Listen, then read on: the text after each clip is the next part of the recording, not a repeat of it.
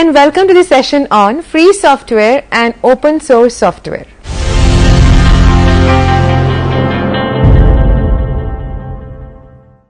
For a large period of time in computing history, software was not seen as the primary component. It was all about the hardware, the machine. One reason for this may be the way in which we tended to understand software. With digitalization, many companies made source code available and engineers could make changes to the software. Improvements could be included into the code and sold on to the next company. The ability to own software or at least control it through copyright was beginning to become a discussion among programmers. For example, in 1976, Dr. Li-Hsien Wang released Tiny Basic under a copyleft license which included the catchphrase, "All wrongs reserved." It is fair to say that the history of free software truly begins with Richard Stallman's attempts to create a technical means to a social end. The story behind the creation of free software starts with his attempt to make a printer work and the company's refusal to give access to the necessary code. He launched the GNU project in 1983. Anyway, software is a life of computer which makes computer to run properly. Software is hidden instructions and information which are used by computer. There are two types of software in terms of the rights of the developer vested with it, and they are proprietary software and open source or free software.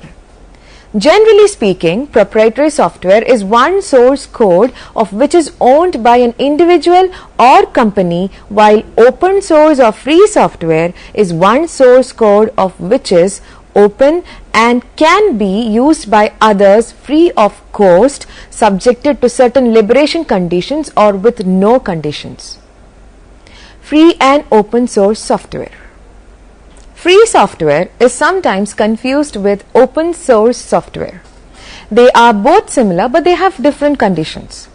To start decoding the ambiguity surrounding the two terms, we have to go back to how open source was derived from free software. Free software does not stand for software or codes that are free of cost, although most softwares produced under the free software license are free. This ambiguity was the primary reason for the establishment of open source software. But the OSS became a concept quite different from its parent by developing its own sets of values, philosophy and methodology. To make it easier, let's go for a head-on comparison.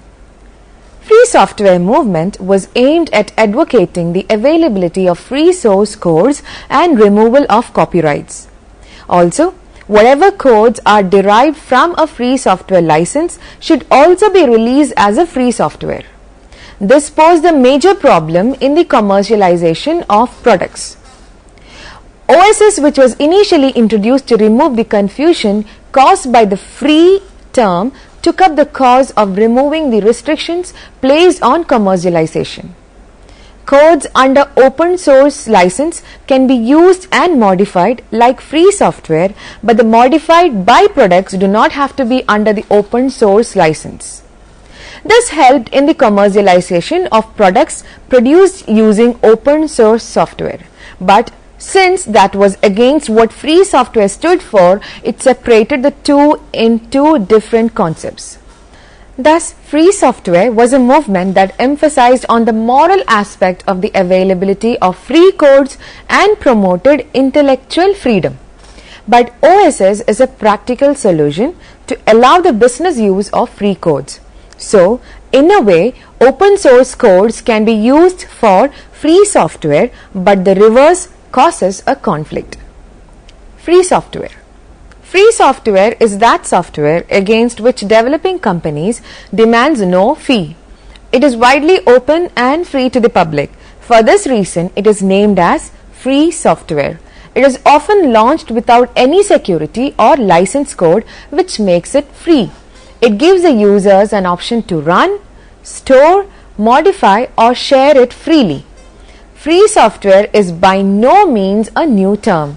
The phrase was coined by Richard Stallman in the 1980s when he started the GNU project to create a free operating system and founded the Free Software Foundation to advocate on behalf of free software. The phrase refers to software that users can safely run, adapt and redistribute without legal restraint. The Free Software Foundation provides these 4 essential freedoms that software must respect in order to be considered free. The first one, the freedom to run the program for any purpose. Second one, the freedom to study how the program works and change it so it does your computing as you wish. The third one, the freedom to redistribute copies so you can help your neighbor. And the last one, the freedom to distribute copies of your modified version to others. The foundation created the GNU General Public License, commonly referred to as the GPL, as a copyleft license that developers can distribute their software to qualify it as free and ensure that it stays that way. By accessing the source code, you can also modify the free software. You can share it to the other users without any restrictions.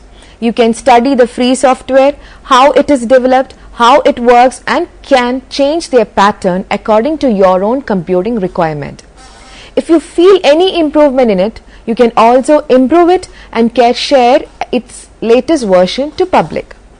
Many software as antiviruses, Adobe Reader, Flash players, media players, typing tools, etc. are available free of cost on the internet.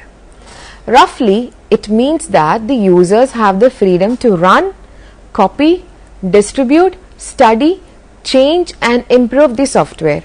Thus, free software is a matter of liberty, not price. Open source software. Christine Peterson coined the term open source at a meeting of a group of people from the free software movement in California in 1998 following the release of Netscape Communicator. They met with the goal to bring the ideas and benefits of free software to the commercial software industry. The open source movement is based on a radical retake on copyright law to create high quality software whose use and development are guaranteed to the public. The movement has spawned open source software communities where developers and users meet to create software that meet their needs. Open source software is software with source code that is publicly available under a license that gives users the right to study, change and distribute the software as they wish. OSS changed the emphasis from freedom to security, cost savings, transparency and other pragmatic benefits. The term is more palatable for the corporate world even though it refers largely to the same software.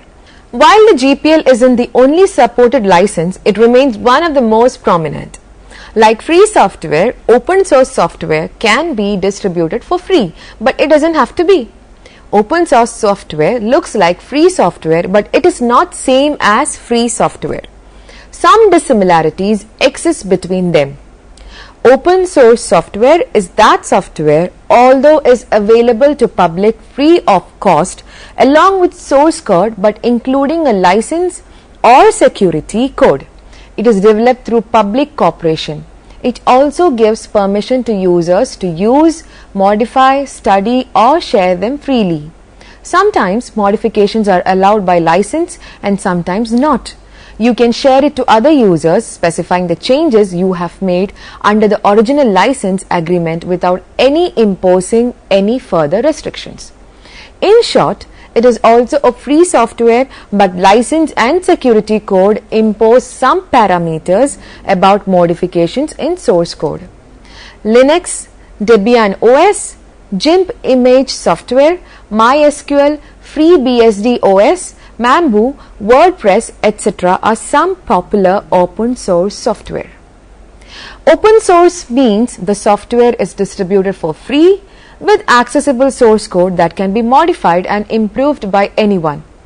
The open source movement is comprised of both formal and informal groups of individuals who support the use of open source licenses for software. One formal organization is called the Open Source Initiative, founded in 1998. The OSI is a non-profit global corporation that educates and advocates for the benefits of open source. They are actively involved in the open source community and promote awareness of the importance of non-proprietary software. Proponents of open source code believe it will lead to the development of better software code, fewer bugs, and more features. Have you ever used open source software? A few of the more well-known open source programs are GIMP, which is used for photo editing. It rivals Photoshop. Mozilla Firefox is used for web browsing. It rivals web browsers like Internet Explorer. OpenOffice is a productivity suite containing programs for word processing, spreadsheets, presentations, graphics, databases, and more. It rivals Microsoft Office programs. Moodle is a course management system used in online education to hold virtual classes. It rivals eCollege, Blackboard, and Angel, among others. However, we have to realize that using an open source software is not all milk and honey. There are pros and cons to open source software. Let's look at some of the pros. Open source software is free to use, distribute, and modify. It has lower cost, and in most cases this is only a fraction of the cost of their proprietary counterparts, and there are no licensing requirements. Open source softwares are highly reliable for two reasons. First of all, they are developed chiefly by skillful and talented experts who do their best to create high quality programs. Second, they are worked on by tens or hundreds of people, which means there are numerous eyes that can monitor for the presence of bugs and many pairs of hands that can fix these defects within the shortest amount of time. Both of these factors lead to products that have excellent quality and helpful features and perform well most of the time. Most open source software has greater customization, meaning that the software can be tailored to fit one's personal or business needs, since the source code can be accessed and modified. There tends to be less problems or glitches with the functionality of the software, and if there are any problems, they are usually resolved faster. Users can make an unlimited number of copies and distribute it or share it with others. Lastly, the companies using open source software do not have to think about complex licensing models and do not need anti-piracy measures like product activation or serial number.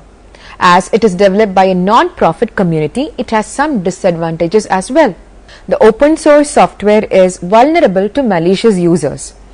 Many people have access to the source code of open source software, but not all of them have good intentions. While a lot of people utilize their access to spot defects and make improvements to the program, others use this privilege to exploit the product's vulnerabilities and create bugs that can infect hardware, steal identities, or just annoy other users. It might not be as user-friendly as commercial versions. This is not true for all open source software, since many of them, such as LibreOffice, Mozilla Firefox, and the Android operating system, are incredibly easy to use. However, there are several programs which are created mainly to cater to the developer's wishes and bring his ideas to life. As a result, not much attention is given to the software's user interface, making it difficult to use, especially for those who aren't really tech savvy. The main disadvantage of open source software is not being straightforward to use. Open source operating systems like Linux cannot be learned in a day. They require effort and possibly training from your side before you are able to master them. You may need to hire a trained person to make things easier, but this will incur additional costs. There is a shortage of applications that run both on open source and proprietary software. Therefore, switching to an open source platform involves a compatibility analysis of all the other software used that run on proprietary platforms. In addition, there are many ongoing parallel developments on open source software. This creates confusion on what functionalities are present in which versions. Many of the latest hardware are incompatible to the open source platform, so you have to rely on third-party drivers.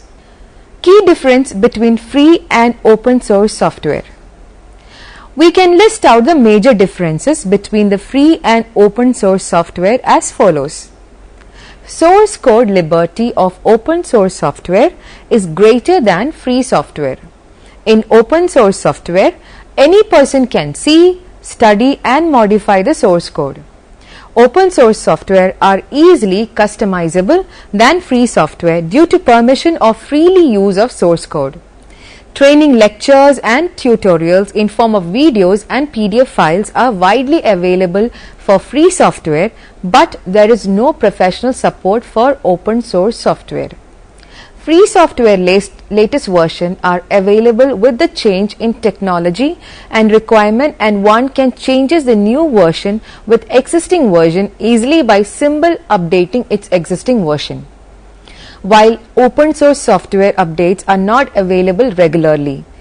Restrictions regarding modifying and sharing of free software are less than open source software. It is necessary for developer to include all changes made by him in source code and make available to other users. Open source software are reliable than free software. Moreover, they do not contain any harmful object or virus. Most free software are full of bugs that can be harmful for your computer. With all the excitement, many people are actually confusing open source software with two other models of free software with potentially serious consequences. Here, we'll try to clear it up. Technical and developmental differences between open source software and proprietary software. Releasing the object code without the source code is one of the major characteristics of proprietary software as compared to the OSs. This is one of the major technical difference between the two. Much number of arrangements can be made between the vendor and customer in dealing with proprietary software. For example, the user might be permitted to see the source code and make changes, but not to distribute those changes to others, thereby reserving the right of the proprietor. Whereas OSs, on the other hand, propagates the releasing of the source code in the public domain in order to work upon it and make the changes available to others, thereby removing any sort of restrictions upon its usage. As defined by Richard Stallman, that free software is not free until the source code is not included with the object code. Furthermore, the usability of OSs is often criticized as it is not usually reviewed by the experts and therefore does not cater to the majority of users. Due to the lack of technical expertise, the ability to fix errors become comparatively lesser as compared to the proprietary software. The developments made in the software in case of OSs are made by the users themselves. They are the innovators as well as the users therefore, and question of ill target is completely removed. Whereas on the other hand, in case of proprietary software, the developers are not users and therefore are not aware of which functionality is required to be improved first and therefore is usually ill targeted. Therefore, developments added to open source software are considerably more efficient for a given level of adoption than for proprietary software. Open source software and proprietary software are highly different from each other on various grounds such as technical, developmental, security, cost, innovation, etc. The difference in the two also lies in the form of licenses and not only source code. Freeware. The word freeware has been so overused, its meaning is no longer clear. Today it is often synonymous with shareware, but for our purposes we can define freeware as software which can be downloaded, used and copied without restrictions. Legally, the difference between freeware and open source is that you do not have access to the source code. Organizationally, this makes a big difference. There is no community and no development infrastructure around freeware as there is around open source software. Thus, while you can use freeware as is, there is no real way to improve it or obtain support for it. Shareware. Shareware is a different concept. You can download and try shareware for free, but if you use it, you are supposed to pay for it. It is developed and released by someone who keeps full control of the intellectual property. The user does not have access to the source code and cannot modify it. There is also no collaboration or community around shareware. In the end, the only difference between shareware and commercial software is that you can download and try shareware for free. Like commercial software, you are ultimately dependent on the developer of shareware for enhancements and support. Shareware is demonstration software that is distributed for free but for a specific evaluation period only, say 15 to 30 days. After the evaluation period, the program gets expired and a user can no longer access the program. Only if you are interested in using the program further, the shareware provider may require you purchase a license for the software. Now, let me summarize the session. The free software movement strives for the ideal that all software in the world should be free. Ideals, however, are often hard to implement in practice, and that's where open source comes in. Richard Stallman summarized the difference in one sentence. Open source is a developmental methodology. Free software is a social movement. Free software advocates believe that freedom equates to value, while open source advocates belief that freedom leads to value. Both, however, agrees that software freedom is very important. Now, you can try to answer the questions given here. 1. Why is it important to understand that open source software is commercial software? 2. What are the technical differences between open source software and proprietary software? 3. Trace the historical importance and evolution of open source software movement. 4. What is copyleft? Is it the same as open source? 5. How does shareware differ from a proprietary software? Hope that you may go through the references for further understanding. Free or Open Source Software, A General Introduction by Kenneth Wong and Pet Sayo.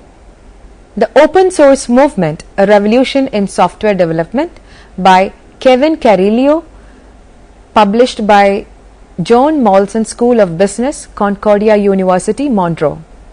Open Source Software, A History by David Bretter, University of Connecticut. A Technical Opinion, Open Courseware and Open Source Software by Baldy S., Hare H. and Mehla Bisha. Thank you for watching this program. We can meet again with another topic soon. Have a nice day.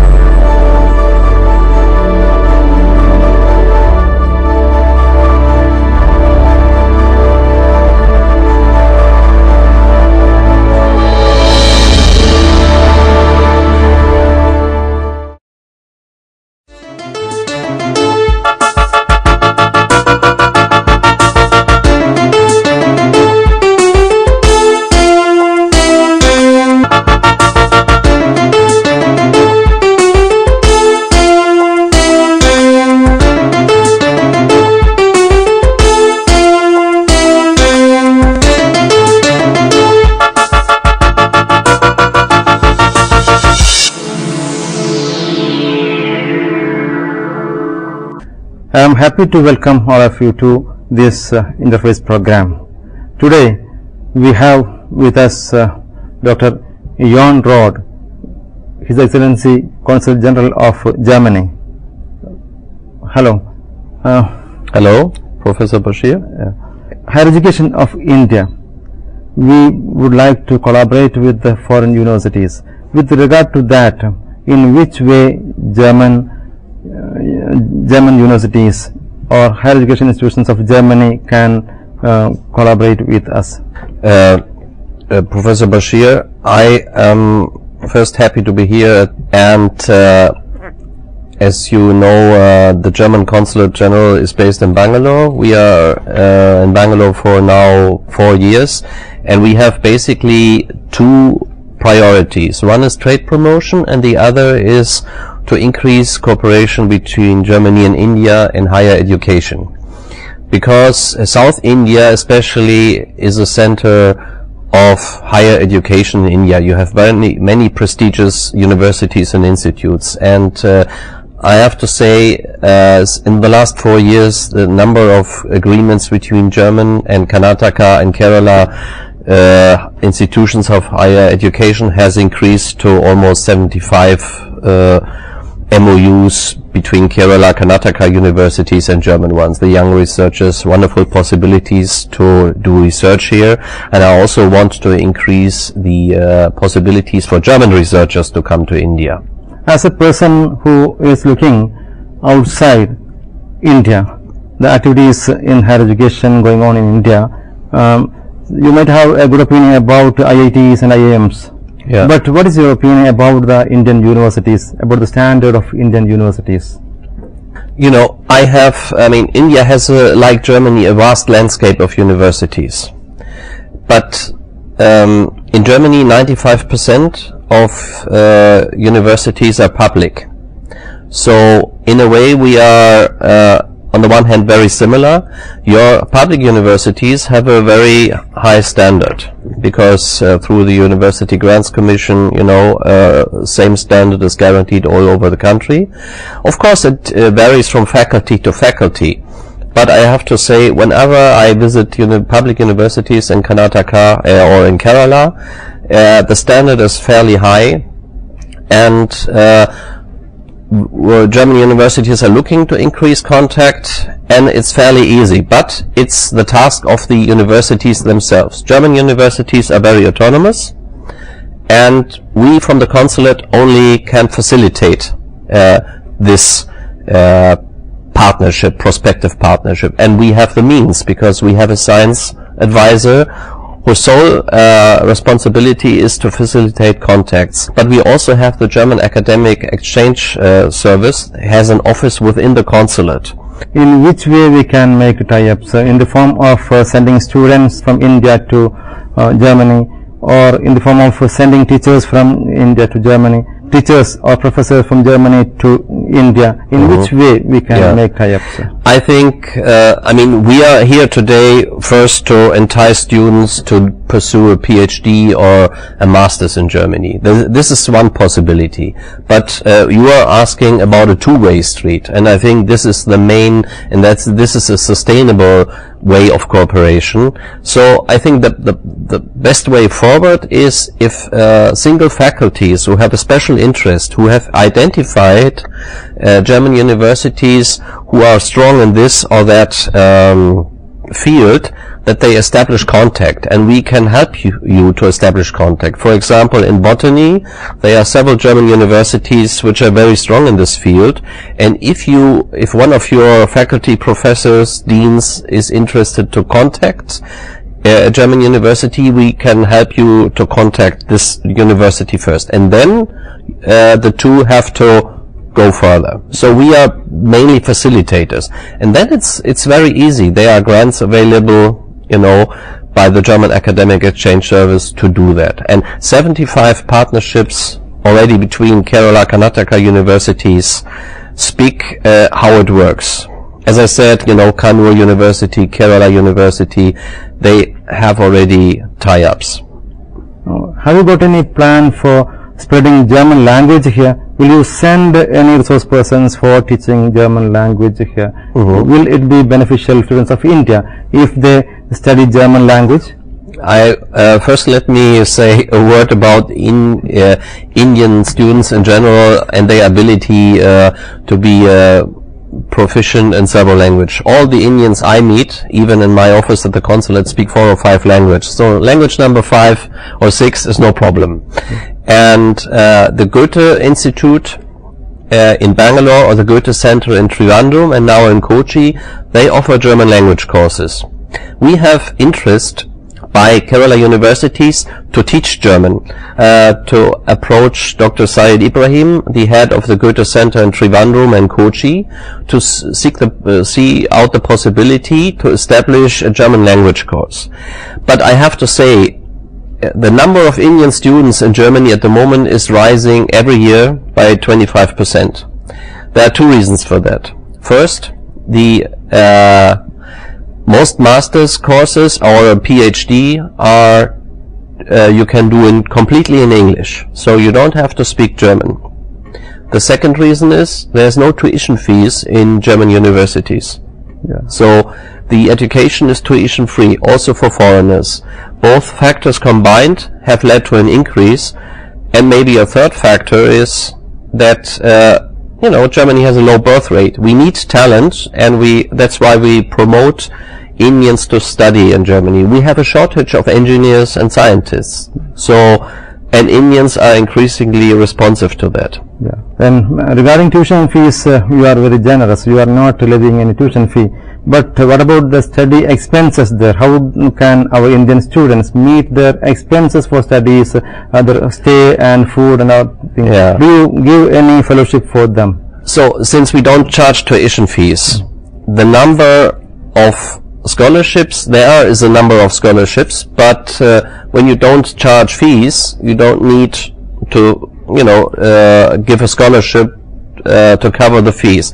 You have living expenses. They are about 700 euros, which is about $780 per month. But every student, whether German or Indian, can work part-time during his studies. And after graduation, let's say you do a master's or a PhD in Germany, every student is free to look for work 18 months. So it's very easy to get work permits, and we see the trend that a lot of Indian students, when they graduate, stay for some years in Germany before they might return to India or another country. So I would say it's a very cost-effective option, because our labor market situation is at the moment very good, especially when it comes for engineering and science students. What is your opinion about the Indian students? How do they excel there when they reach for higher studies in Germany? What about the standard of studying? Are they studious in studies? Yes, I mean, the number of Indian students is rising, and I have seen statistics that 90% finish successfully, over 95% the master's studies successfully. Of course, the universities also have a look at their marks.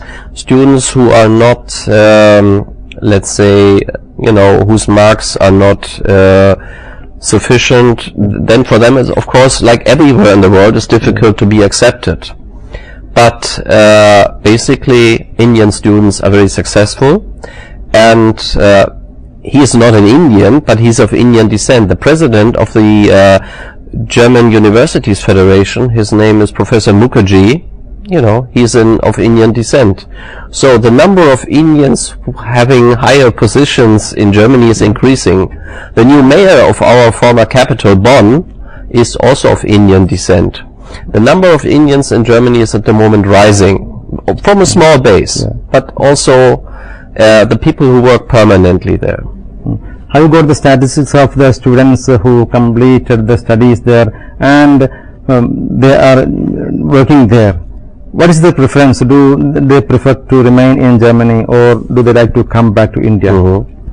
Generally, we see a growing trend of people that they, after graduation, stay. But that doesn't mean, as I said at the beginning, Indian students are highly mobile. If you have a master's or a PhD, let's say in engineering, you might work for some years at, let's say, BMW, Mercedes, or at one of the other well-known manufacturing companies. And then, often, these people return to India to work at a German subsidiary here, whether it's in Pune, in Bangalore, in Chennai. And we see this trend because the German companies, they are looking for talent, and a lot of the German majors in India are increasing their manpower by a lot. And if Indians who have lived in Germany, they know both cultures. They are an ideal, let's say, liaison between both cultures, and they are the perfect, let's say, recruits for these companies. So I know a lot of Indians in Bangalore who have studied in Germany, worked there for some years, come back to Bangalore or going to Pune. The new trend is to mold the students of higher education who are able to employ as per the need of the industry. The industry decides which kind of products should come out of the higher education institutions. Keeping this in mind, in what recommendation you can give for the higher education institutions of India to make the higher education students of India able to work in the industries in Germany? I mean, let me say first a very general remark. I believe in the freedom of choice. So first, you should study what you want. And when you study what you want, where your interests lie, you will excel, because there's your passion. You should not study because of employment, prospective employment. You know, if you study what you want, you are good in it. I believe it myself. And the advantage... But the problem is that now there are many people with good certificates, but they are not employable in the space. And industry need many skilled persons. Such kind of persons are not available in the market, job market. Yes, you have touched a point here. And I would argue that is one of the reasons why the German education system is attractive. Because you take engineering or you take science studies. The German system is very practically oriented. There is no German engineering student who hasn't done at least 3 internships. So, you know, we have this dual education system or vocational training system for the technical stuff. So when you become a plumber or an electrician or a nurse, everything has a 3-year training, and 70% of the training takes place in the company. For an engineering student, even in the first semester, he has to do an internship as a company. So when a German engineering student leaves the university, he knows industrial reality. He is readily employable, and sometimes there's a challenge at Indian universities that the engineering graduates are finishing, but they have never seen a factory from inside. So we have here a very strong, I would say, selling point, and German companies in India often tell me we need half a year or 3/4 of the year to make the person who is very bright employable. And a German graduate, of course, needs also to be trained for the needs of the company, but it doesn't take a year or half a year. It takes 1 or 2 months. So here we are often in tie-ups. German universities help Indian universities to make the studies more practical, or to find companies where the students can pursue internships. Okay. As a developing country, what is your opinion about India?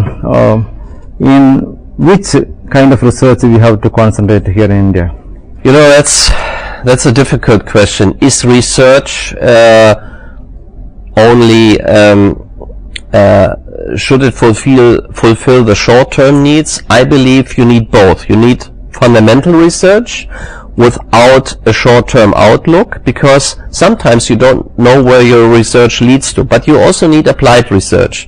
So I would argue in Germany we follow both. You have the fundamental research, Max Planck Institutes, they are world-leading fundamental researchers. Then you have applied research at the Fraunhofer Institutes. So there's a very strong connection of industry and academia. So take the head of the physics department at the University of Hamburg, for example. He might also be head of the Fraunhofer Institute for Material Sciences. in that capacity, he will be asked by Airbus to do research on this and that. So Fraunhofer has 23,000 scientists, among them 19,000 in Germany. So you need both. You need the fundamental research, which needs to be funded by government, and you need applied research. In Germany, 30% of research is funded by the government, but 70% is done by industry. So that is a traditional, let's say, setup, and then has proven very successful, because I would argue in a lot of fields German research is top-notch. Okay. Suppose if you plan to support India for a major research project, any one of the institutions in India, and which one will be opted by you? You know, it would never be, let's say, selected, of course, by a German consulate. It is always an Indian. We have a lot of Indian research institutes, or universities, who have tie-ups with German universities, and then they apply for grants with the German Research Council. They have an office in Delhi through the EU. And I think it always depends on the faculties how they formulate their requests. And the numbers of research projects from India is actually growing. And in Bangalore, I have more and more German researchers. Like as of this year, the German Academic Exchange Service will have a professor of polymer science based in Bangalore for 2 years. So the traditional, I would say, one-way street, Indians going abroad, is turning into a two-way street. Okay. Because the level of research, the quality, is very high in a lot of fields. In which area you support research more? In science or in social science, language, or any other area? Which area do you prefer to give support, extend your support to Indian institutions? I mean, there is but this comes from also from Indian institutions. There's a lot of focus on engineering and science, and I really want to underline that if you have good projects in humanities, social sciences, there are funds available. But 90% of all students from India are in the science or researchers and engineering fields. So from India, there seems to be a clear focus on these subjects. But, you know, if there is a research project Germany has a strong tradition in Sanskrit, for example.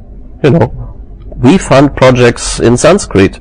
If the university where it comes from, has a good project, I think there's no problem. And I think it's very important to keep an open mind and to be interdisciplinary often. What about the preservation of manuscripts in India? What's your idea about that? I was last year at the University of Kerala, where they have very old a library with a lot of Sanskrit Vedic inscriptions on palm leaves. And we were in preliminary talks to help preserve that. So the University of Calicut has a project where you need to preserve old scripts. We have funds for that. In my first posting in Jakarta, I helped, we had a big project with the university in Jakarta to preserve old scripts. So we are open to business for that. There are funds available. And most of the Indian students are not aware of the facilities which are extended by the German people, German universities. And no doubt this deliberations will be helpful for the Indian students for pursuing their higher studies in Germany. I mean, nowadays everybody is online, and I would entice all interested faculty, students to visit the DAAD website, or if you put in studyingermany.de, then you find all the information about all the subjects, the universities to study there. You also find information about how to organize daily life, and because, as I said at the beginning, we want foreign talent. Germany's only natural resource is its people. So we invest a lot in education, and we believe that education is our greatest asset. And we also want, in a global world, we want to cooperate, and that's why we need highly qualified students, and India has a lot of highly qualified talent. Yeah. We are happy to know that Indian students have possibilities there in Germany. But we as Indians, we wish that very majority of students will be able to go to Germany. And we want to bring foreign students here also. Foreign students as well as foreign teachers. When they come here, the exposure will be open to all the students. So, what is your opinion about sending your students and teachers to India? I mean, I totally agree with you. The way forward is a two-way street. And as I said at the beginning, increasingly we witness that. All these university agreements I mentioned, they all contain an element where German faculty or German students spend a semester or at least some months at Indian universities. But the main point is it should be because it should be organized on a faculty by faculty basis, because if you have, let's say, Arabic or botany faculty who has a tie-up with a German university, that's the best way, because they can really tailor-made a program, 5 months here and 5 months there. All the successful exchange agreements I have seen are between different departments of universities. What is your opinion about promoting online courses, online programs through universities? I mean, the way you teach is vastly changing, and also German universities are offering that venue. But whether this or that university is offering this, you should really check with the university itself.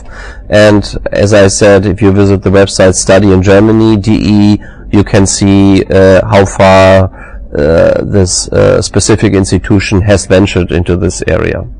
As a person working in India, as Consul General of India to Germany in India, you are talking about Indian collaboration with Germany.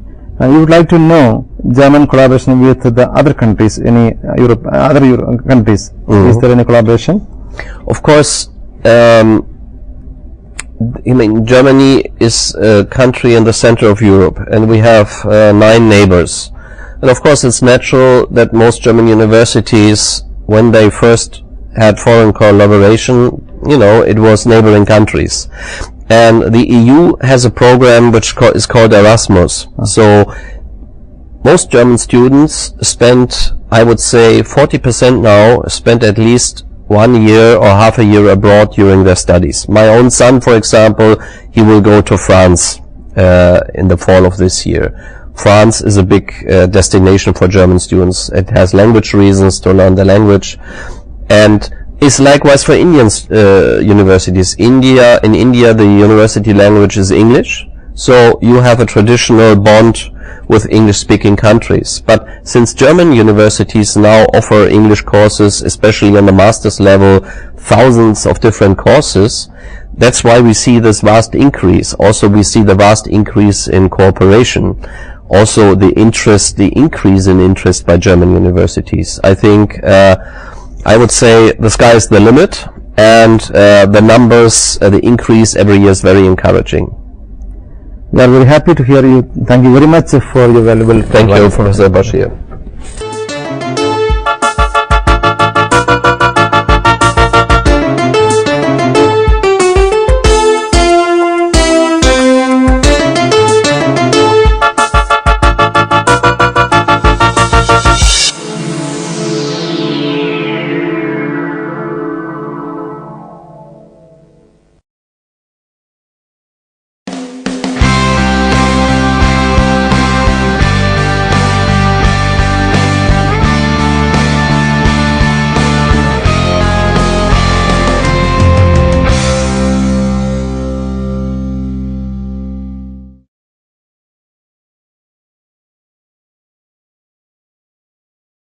Welcome friends to the session on Western theories of truth.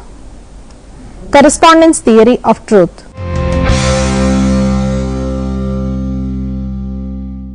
Meaning and importance of the problem of truth. The term truth has a variety of meanings.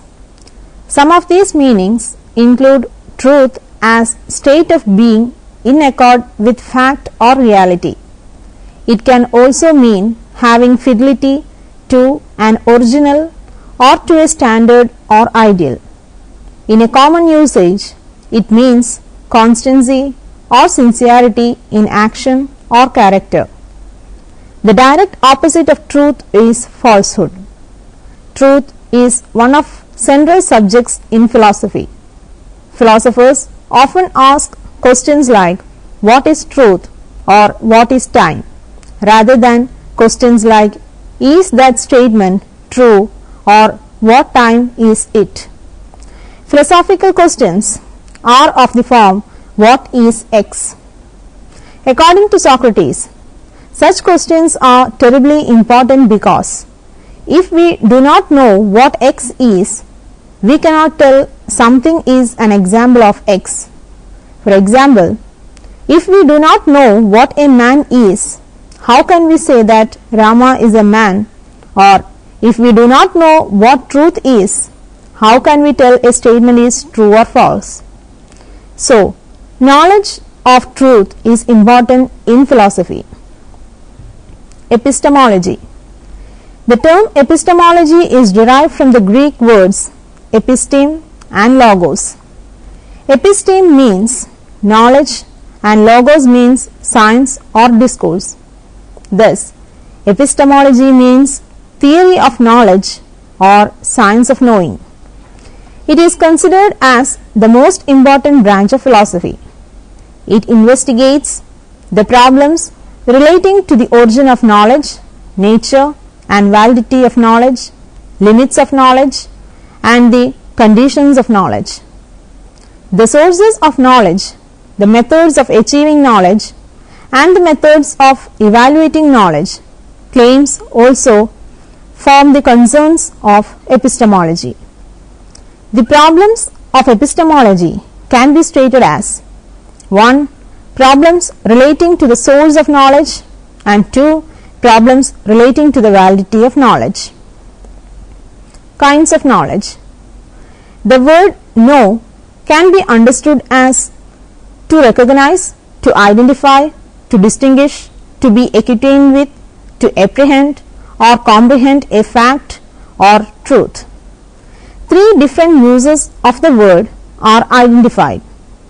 1. Knowledge by acquaintance. I know my friend John is an example of knowledge by acquaintance. In this kind of knowledge, we have personal and direct experience with the objects in the world, our thoughts and sensations. I know my friend John means I am acquainted with him. Our knowledge of personal feelings and experiences is a kind of knowledge by acquaintance. Perceptual knowledge is also knowledge by acquaintance. For example, we see a color in front of us or hear a sound. 2. Competence knowledge or skill knowledge. I know how to write English is an instance of skill knowledge. This is know-how. You may know how to ride a bicycle or use a computer. Competence knowledge involves the ability to do something or perform a skill either consciously or unconsciously. 3. Prepositional or descriptive knowledge. Example of prepositional knowledge can be stated as I know that sun will rise tomorrow, or S knows that P, where P is some statement or preposition. Preposition is the object of prepositional knowledge. It is a kind of assertion which claims that something is the case. So, preposition refers to what is being asserted or stated or claimed. prepositions or assertions have truth value, that is, they are either true or false. Truth or falsity is a property of the assertion or preposition. Truth is the property of an assertion which says that things are a certain way when in fact they are that way, and an assertion is false when it says that things are a certain way when in fact they are not that way. Epistemology is concerned with the prepositional knowledge, and hence questions relating to nature of truth are basic to epistemology. What is truth? What is meant by saying that a particular statement is true or false? Truth cannot be solely a function of ideas. If it is true that there is a cat in the bathroom, then there must be a cat in the bathroom, not just any impression or idea of cat. Further, is truth different for different people who have different ideas and intellectual habits? Does it make sense to say that what is true for one person might nevertheless be false for someone else? Since truth is one of the conditions of knowledge and the goal of knowledge, philosophers have attempted to answer these questions. Theories of truth. In the history of philosophy, philosophers have attempted to explain the meaning of the concept of truth in different ways.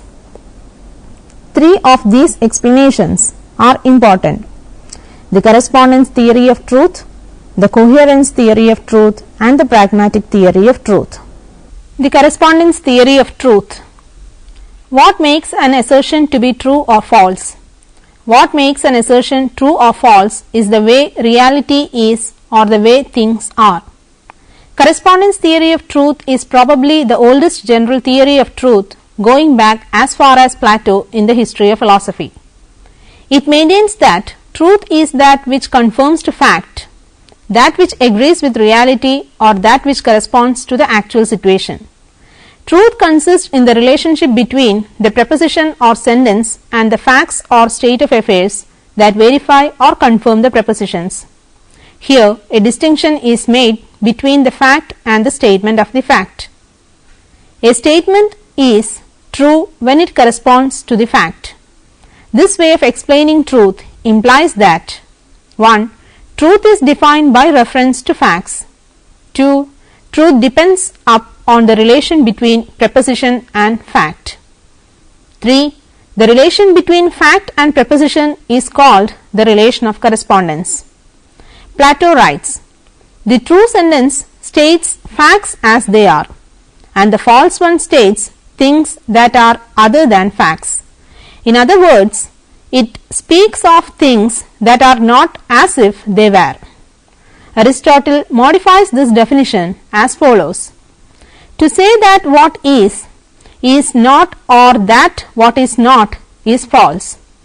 But to say that what is and what is not is true, and therefore also he who says that a thing is or is not will say either what is true or what is false."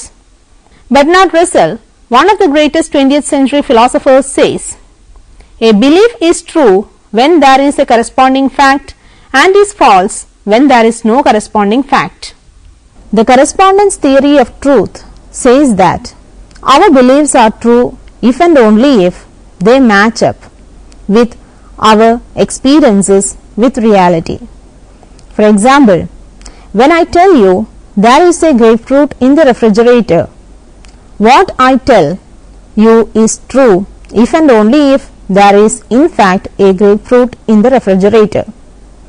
So, the correspondence criterion of truth is so obvious that it is the common sense intuition that truth depends on something objective or independent of the mind in the world that makes it true. Beliefs are made true by an objective basis in reality. Ludwig Wittgenstein says, A preposition is a picture of reality.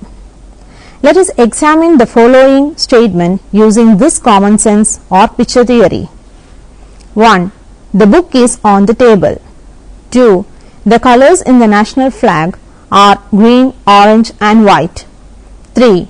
Dash is true of religion. 4. One ought not cause unnecessary suffering. 5. The law of gravity is a true law.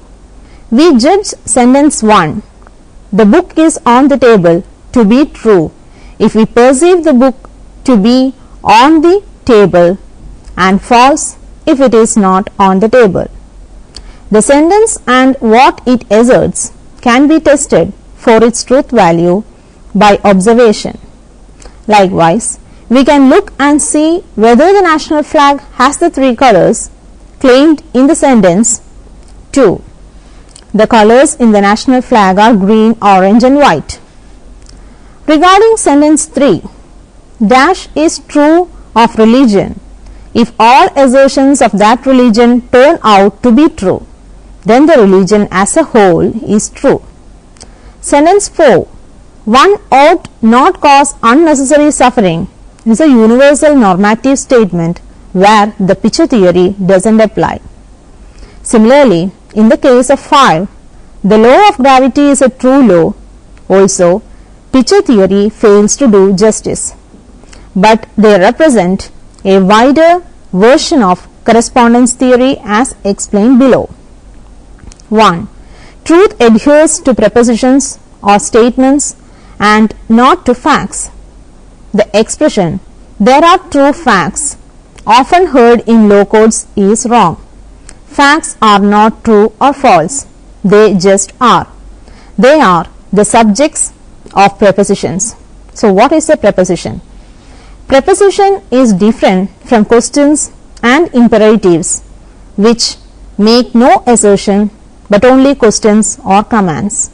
For example, is the book on the table is a question, and put the book back on the table is an imperative, but the book is on the table is an assertion or a preposition. Prepositions are the bearers of truth since a preposition is either true or false. Prepositions assert the truth. 2. Facts or states of affairs point to reality itself. Examples are the book on the table, the flag with colors, the number of planets in the solar system. Facts exist even without our knowledge about them. For instance, in the case of the origin of the world or existence of God, if the universe did have an origin, then it originated the way it did. Whether anyone knows what that way is or not, and we may not know whether God exists or not exists, but God exists. 3. The relation of correspondence. This seems to be problematic. The exact one-to-one correspondence between the elements in the preposition and the elements in the state of affairs to which they correspond are difficult to explain. The question is the correspondence between the preposition and the fact one of identity or close resemblance or simply rough correlation? For example, the preposition the turkey is in the oven stands only for the fact that the turkey is in the oven. The turkey can be weighed, seen, eaten or savored. We can do none of these with the preposition. Do all the parts of the preposition have to correspond with items in the world? Perhaps this may be unnecessary, may require interpreting correspondence too literally. 4. Theory of external relations. The correspondence theory of truth is held by the realist. Realism, a contemporary movement in philosophy, tried to establish the objective existence of the phenomena. According to the realist, all objects exist independently. The theory of external relations is basic to the realist epistemology. According to the axiom of external relations, A and B are said to be externally related when neither modifies the nature of the other. For example, the pen on this table is externally related to the table because in spite of the pen being on the table, the pen remains what it is and the table also remains what it is. Butler says, everything is what it is and not another thing. Perry speaks of realism as a theory of independence. In developing the theory of external relations, the realists were influenced by the logical and mathematical terms. The distinguishing characteristic of logical and mathematical terms is that these are independent terms. According to the realist, the subject and object of knowledge are externally related. The realist theory of knowledge is a typical instance of the principle of external relations. That is, in the knowing relation, neither the object nor the subject is in any way altered. Experiencing makes no difference to the facts. 5. Metaphysics of pluralism. The theory of external relations postulates the pluralist metaphysics. It means that there are multiple truths and each truth is independent of the rest. Facts are out there to be discovered. Experience makes no difference to them. The correspondence theory is connected with the realist metaphysics of pluralism, which says that the world is made up of multiplicity of atomic facts. Criticism. Several objections are made against the correspondence theory of truth. 1. Correspondence theory of truth is rejected on the ground that it is impossible to compare a judgment or statement with external reality. You can lay a yardstick alongside a board and observe whether they correspond, but you cannot lay a judgment beside a fact to see if they correspond. 2. The scope of the theory is limited. All cases of necessary truths cannot be counted for by it. For example, in the case of logic and mathematics and the meaning of historical sentences like Charles died in his bed. 3. There is no such thing as a statement or a belief that by itself is capable of corresponding to anything. 4. There is no such thing as facts that can be picked out independently of the language used to describe it. Now let us summarize. The question of truth is an important philosophical problem right from the time of Socrates onwards. Epistemology is interested in propositional knowledge. Propositions are either true or false. So, truth and falsity is a problem on epistemology. Realism advocates the correspondence theory of truth, which speaks of the relation between facts and propositions. If facts and propositions agree, we get truth and we get falsity if facts do not agree with propositions. Correspondence theory accepts the position of external relations and the metaphysics of pluralism. There are some assignments for you to work out. 1. Explain the problem of truth in Western philosophy. 2. Explain the theory of realism. 3. Discuss on the problem of epistemology. 4. Give an account on the correspondence theory of truth. 5. Explain pluralist metaphysics. I can suggest some books also for your further reference. 1. Introduction to Philosophy, George Thomas White Patrick, New York, Houghton Mifflin Company, 1924. 2. Introducing Philosophy, a text with integrated readings, Robert C. Solomon, Clancy Martin, Kathleen M. Higgins, Oxford University Press, 2011. 3. Jadunath Sinha, Manual of Ethics, Sinha Publishing House Private Limited, Calcutta, 1976. 4. Professor Sanyal J. and Professor Malik K. N. Ethics, Sri Bhumi Publishing Company, Calcutta, 1965. 5. Tilly Frank, A History of Philosophy, Central Publishing House, Allahabad. 6. Copleston Frederick S. J. A History of Philosophy, Volume 1, Greece and Rome. Image Publication, New York, 1993. 7. Stace W. T. A Critical Survey of Greek, Macmillan India Limited, 1982. 8. Mashi Y. A Critical History of Western Philosophy, Motilal Banarsidass Publishers Private Limited, Delhi, 2002. Thank you for watching this session. We will meet in another session with another topic. Till then, bye.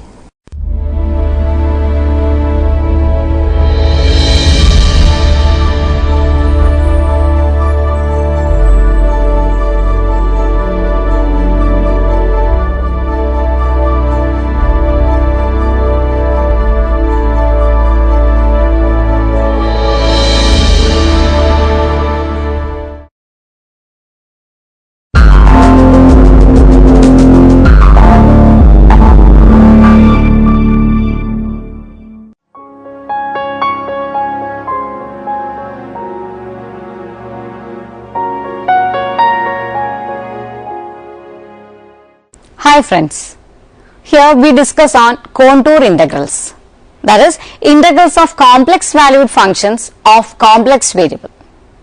The integral of a complex valued function f of the complex variable set is defined in terms of the values f of z along a given contour C extending from a point z is equal to z1 to a point z is equal to z2 in the complex plane. It is therefore a curve integral, usually called a line integral, and its value depends in general on the contour C as well as the function f. It is written as integral over C fz dz, or we can write it as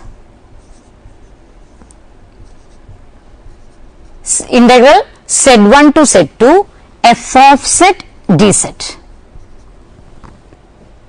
The notation integral z1 to z2 f of z dz is used when the value of the integral is independent of the choice of the contour taken between the two endpoints z1 and z2. This will be explained in the next session. Precise definition of line integral is that suppose the equation z is equal to z of t, that is z is equal to z of t. Here t varies in between a and b, a less than or equal to t less than or equal to b, equation number 1. This represents a contour C extending from a point z is equal to z of a to a point z2 is equal to z of b. Let the function f of z be piecewise continuous on C, that is the function f of z of t.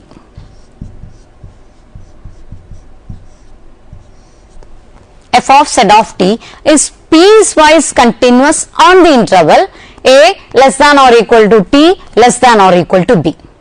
We define the line integral or contour integral of f along C as follows, that is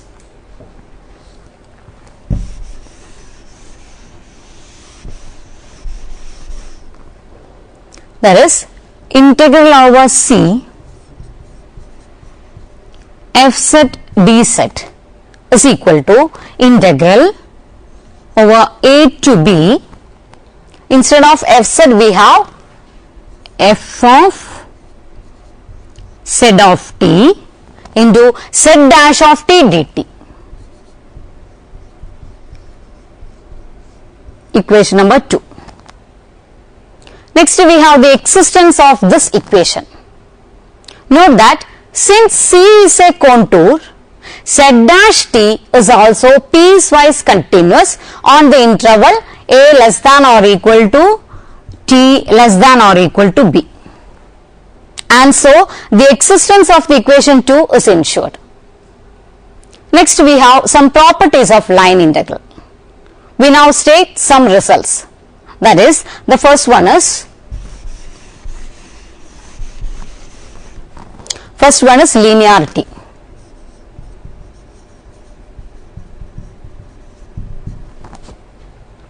If Z0 is a complex constant, first we have integral over C Z0 f of z dz is equal to Z0 into integral over C f of z dz. We can mark this as equation number 3. This is the first property or the first theorem. Next again we have this linearity, that is, it is just like integral over C fz plus gz dz. Here we have two functions fz plus gz dz. This is equal to integral over C fz dz plus integral over C gz dz. Equation number 4. This is again linearity property. Associated with the contour C, which extend from the point Z1 to Z2, used in the integral 2, is the contour minus C consisting the same set of point but with the order reversed, so that the new contour extend from the point Z2 to the point Z1. That we can draw a figure, that is,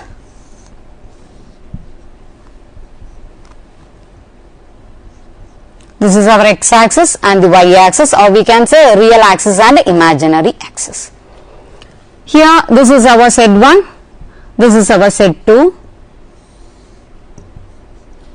this is our C1, and again C2 is from Z2 to Z1, that is in the reverse order. This is our C2, it is from Z2 to Z1. Next we have sense reversal property or sense reversal theorem. It states that integral over minus C fz dz, integral over minus C fz dz is equal to nothing but minus integral over C fz dz. Equation number 5. Next equation. If C has the parametric representation, that is z is equal to z of t, a less than or equal to t less than or equal to b, then the contour minus C has the parametric representation z is equal to z of minus t, where this t varies as minus b less than or equal to t less than or equal to a. Sorry, here we have minus a. Thus, integral over minus C fz dz, which we can write as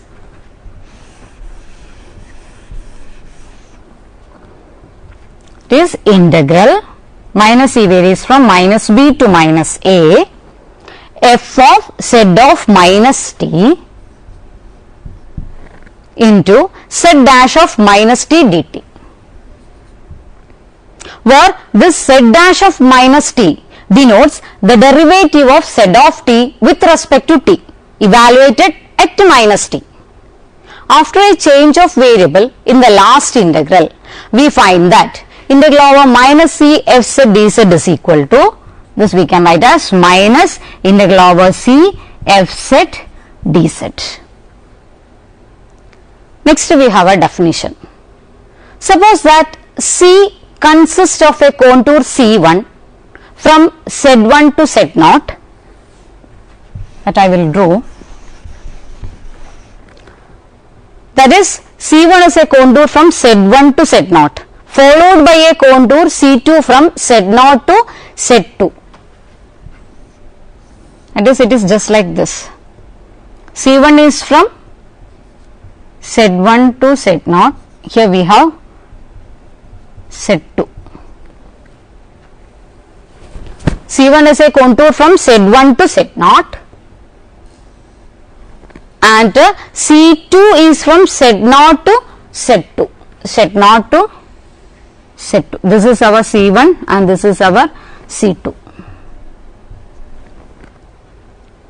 The initial point of C2, that is, the initial point of C2 is Z0. It is the terminal point of C1, that is the final point of C1. Sometimes the contour C is called the sum of its legs C1 and C2, as is denoted by C1 plus C2.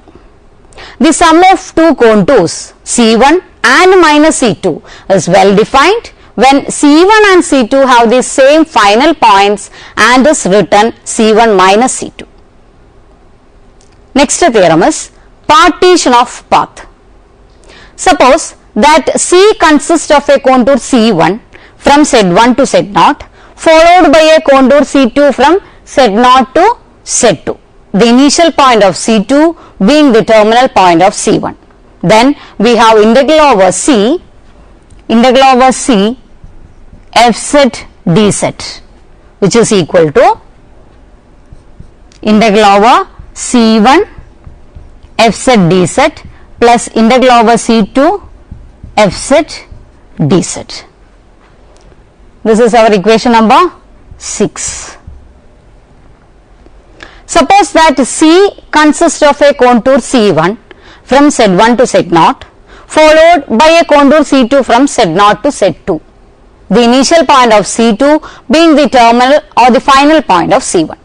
Then there is a real number C where Z0 is equal to Z of C, such that C1 is represented by Z is equal to Z of T, A less than or equal to T less than or equal to C, and C2 is represented by, again, Z is equal to Z of T. Here T varies as C less than or equal to T less than or equal to B. Now by definition 2 we can write integral over C Fz dz as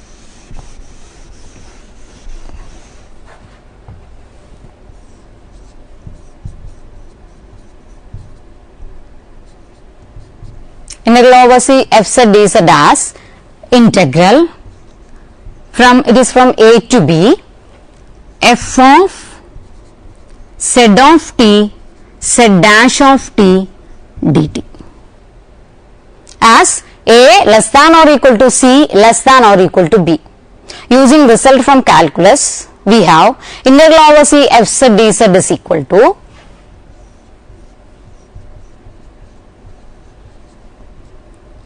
which is equal to integral over A to C, it is from A to C, f of Z of T Z dash of T dt plus integral over C to B, f of Z of T Z dash of T dt.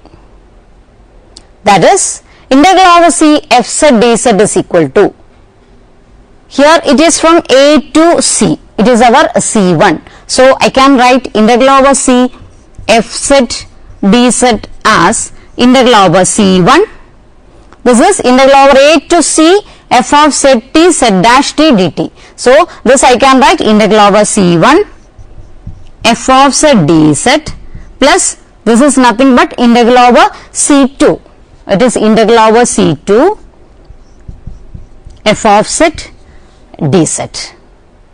This is equation number 6. Next theorem is that if w of t is a piecewise continuous complex valued function defined on an interval a less than or equal to t less than or equal to b, that is closed interval a b, then theorem says that it is modulus of integral a to b w of t dt.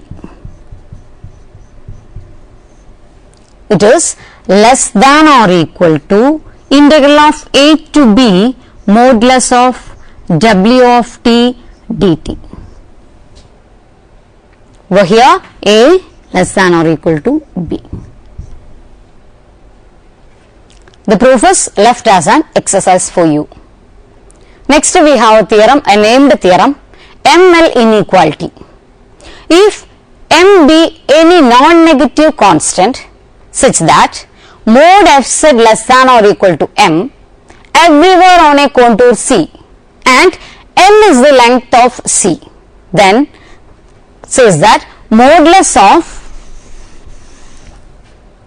theorem says that modulus of integral a to b fz, it's not from a to b, we can take it as integral over C, integral over C fz dz, it is always less than or equal to ml. Question number 7. This is our ML inequality. According to definition 2 above, we have modulus of integral C fz dz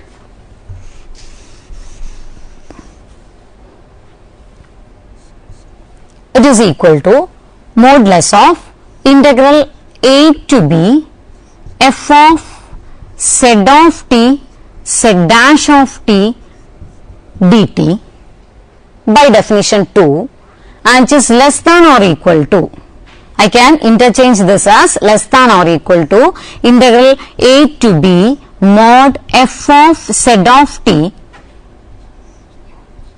z dash of t dt using theorem 5, that is modulus of integral over C fz dz is always less than or equal to integral a to b mod f of z of t z dash of t dt. Since the values of f on C satisfy the inequality mod f of z less than or equal to m, then modulus of integral over C fz dz, which is less than or equal to integral over modulus of integral over C fz dz is less than or equal to m into what remains integral over a to b mod z dash of t dt. The integral on the right represent the length L of the contour C. So hence from this we can write it as less than or equal to ml. This is the length of the contour. This is the proof. Next we have a remark, that is equation number 7 is a strict inequality when the value of f on C are such that mod f of z is strictly less than m. Note that since all of the paths of integration to be considered here are contours and the integrands are piecewise continuous functions defined on those contours, a number m such as the one appearing in inequality 7 will always exist. This is because the real valued function, that is mod f of z of t, is continuous on the closed bounded interval a less than or equal to t less than or equal to b when f is continuous on C, and such a function always reaches a maximum value m on that interval by maximum minimum theorem for real valued functions defined over closed bounded interval. Hence we can say mod fz has a maximum value on C when f is continuous on it. It now follows immediately that the same is true when f is piecewise continuous on C. We can discuss what is maximum minimum theorem for a real valued function defined over closed bounded interval. That is, let I is equal to closed interval AB. That is, it is a closed bounded interval and we are defining a function f, not merely a function, it is a continuous function f from I to R. Then f has a absolute maximum and an absolute minimum on I. That is the That is what our theorem says that. Next we have definite integral in calculus can be interpreted as areas, and they have other interpretations as well, except in special cases. No corresponding helpful interpretation, geometric or physical, is available for integrals in the complex plane. We can evaluate it. That is the first method of evaluation. Line integral by the use of the path. It is our theorem number 7. Suppose the equation, that is z is equal to z of t. Of course, t is in the closed interval AB. Mark it as new equation number 1. It represents a smooth curve C extending from a point z is equal to z of A to a point z2 is equal to z of B. Here our z1 is equal to z of A and z2 is equal to z of B. Let the function f set be piecewise continuous on C. That is, the function f of z of t is piecewise continuous on the interval closed interval AB.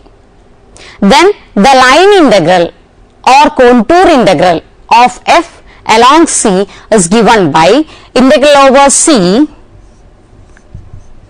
f set dz is equal to integral over A to B f of z of t z dash of t dt. Equation number 2, where this z dash is nothing but dz by dt. Next we have some examples, that is to find the integral over C z square dz, where C is the line segment from z is equal to 0 to z is equal to 2 plus I.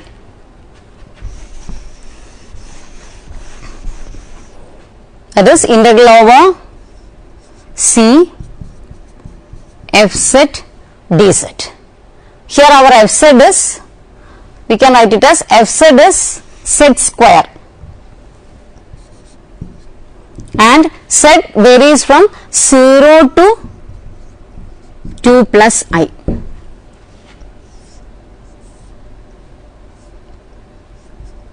This is our real axis, imaginary axis.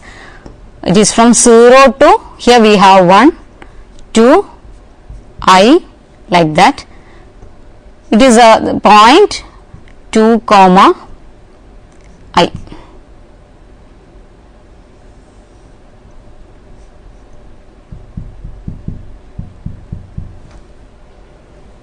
Z varies from 0 to 2 plus I.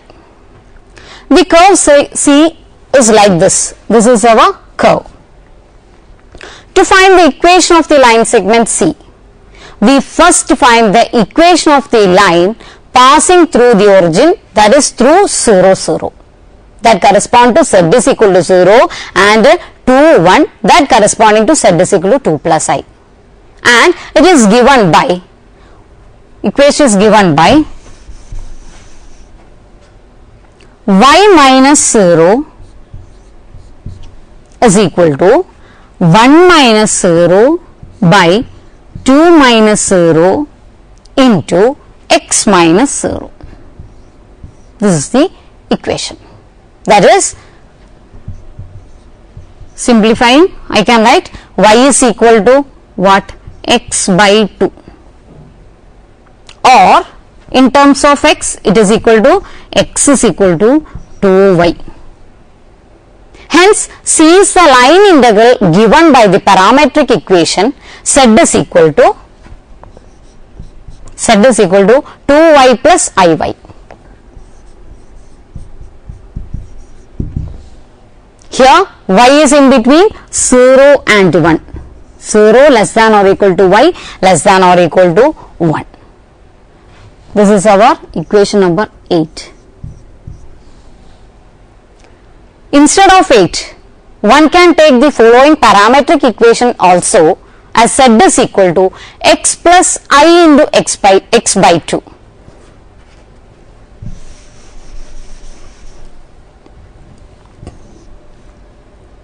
z is equal to x plus I into x by 2.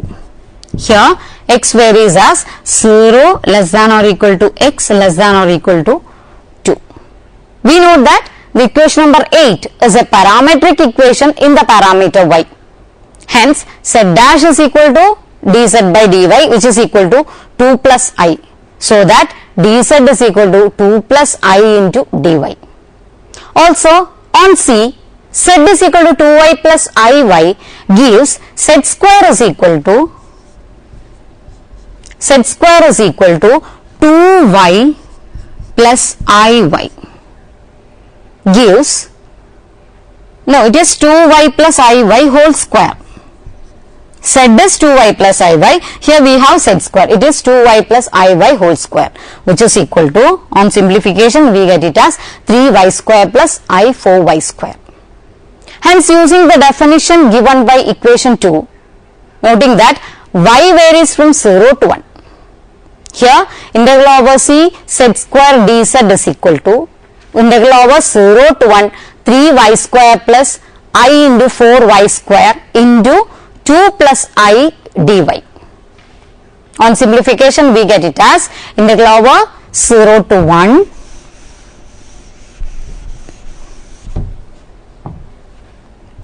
this integral over 0 to 1 3 plus 4I into 2 plus I into y square dy.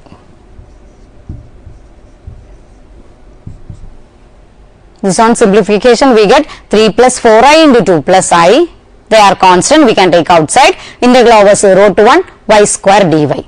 It is nothing but 2 by 3 plus 11 by 3I. On simplification it is 2 by 3, or you can say 2 plus 11I by 3. Next we have to find integral over c z bar dz, where c is the upper half of the circle, mod z is equal to 1. That is, here z is from minus 1 to 1.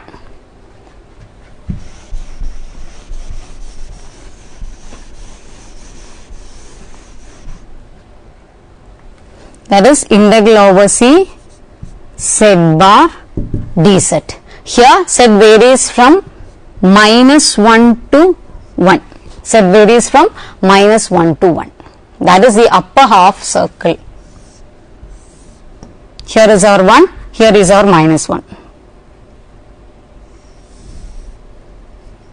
This is our C, minus 1 to 1.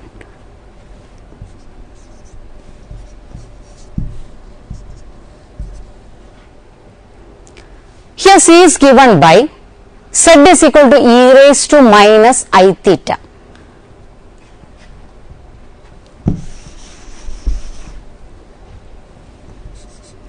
E raised to minus I theta. Of course, this theta varies in between minus pi less than or equal to theta less than or equal to 0. Hence, on C, we can take z bar is equal to e raised to I theta, and dz is equal to minus I into e raised to minus I theta d theta, and hence integral over c z bar dz, we can write integral over c z bar dz as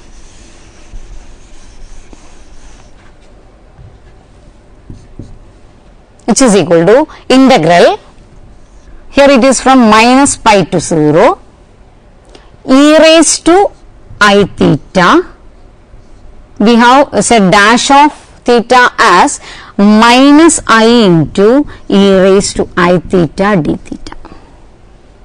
Here we have minus e raised to minus I theta d theta, which is equal to, we can take minus I outside because it is a constant, minus I into integral minus pi to 0. What remains?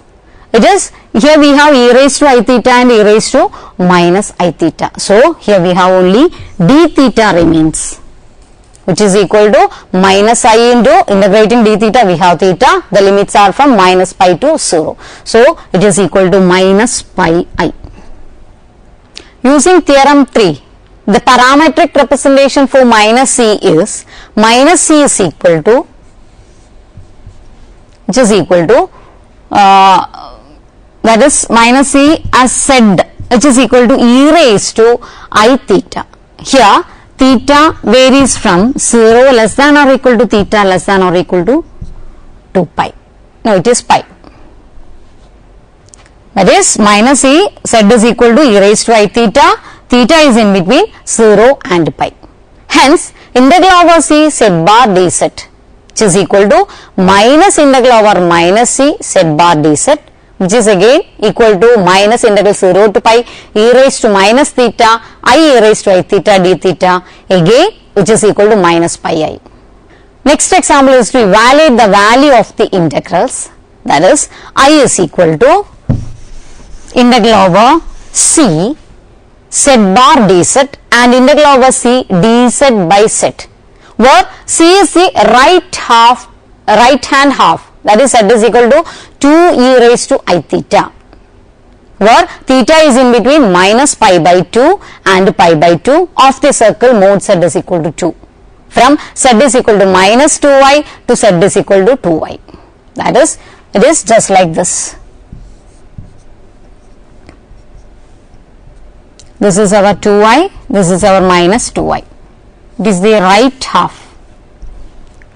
This is our C. It is in between 2i and minus 2i. It is of course the x-axis, and again here it is the y-axis. Solution is that according to our definition 2, we can write I is equal to integral minus pi by 2 to pi by 2 e raised to I theta bar into its derivative, that is 2 e raised to I theta dash d theta.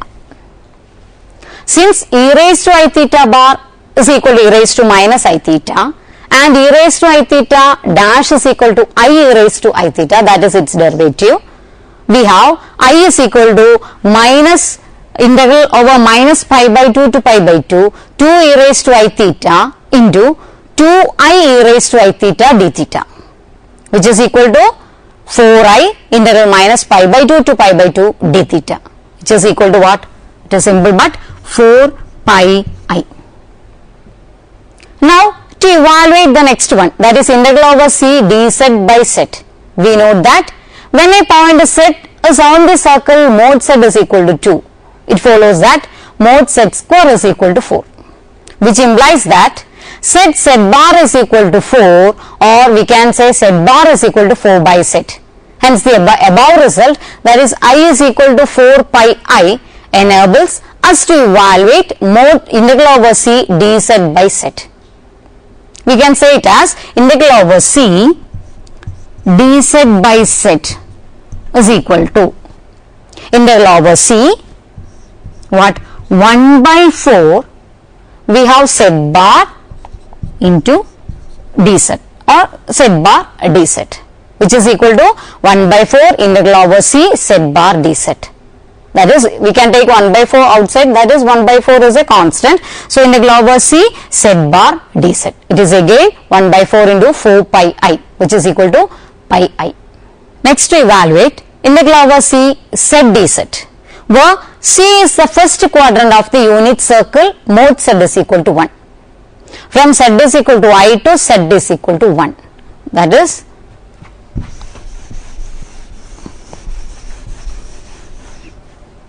our figure is like this. It is in the first quadrant.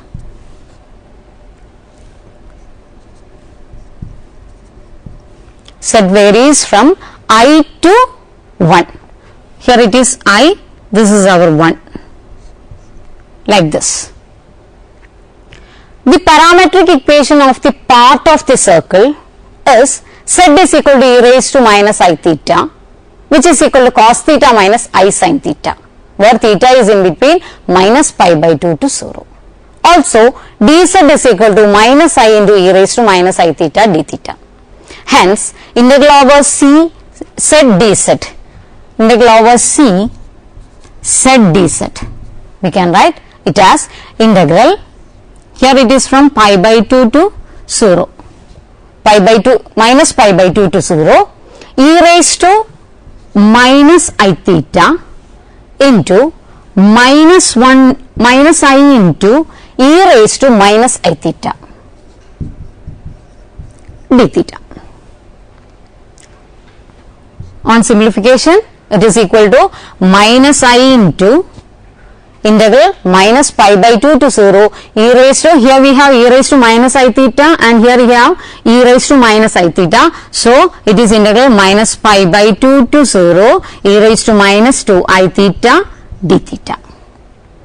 On integration, we have it is minus I into e raised to minus 2I theta by 2I over the limits minus pi by 2 to 0, which is equal to 1 by 2 cos 2 theta minus I sin 2 theta over the limits minus pi by 2 to 0.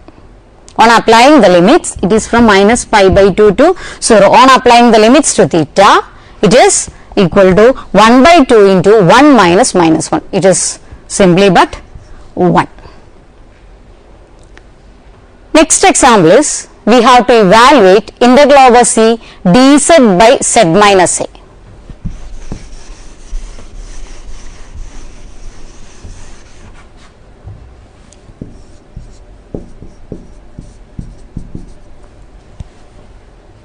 Where the C is a circle mod z minus a is equal to r oriented in the positive direction. That is, the given circle is like this.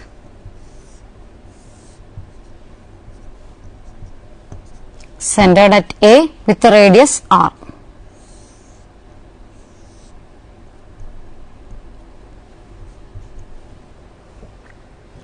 We may write the parametric equation of the circle as z is equal to a plus r e raised to I theta, where theta is from 0 less than or equal to theta less than or equal to 2 pi.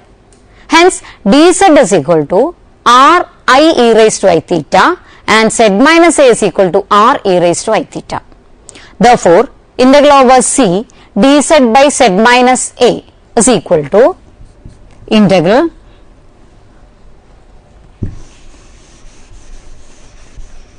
over c dz by z minus a is equal to integral 0 to 2 pi r, our dz is r I into e raised to I theta divided by r e raised to I theta d theta,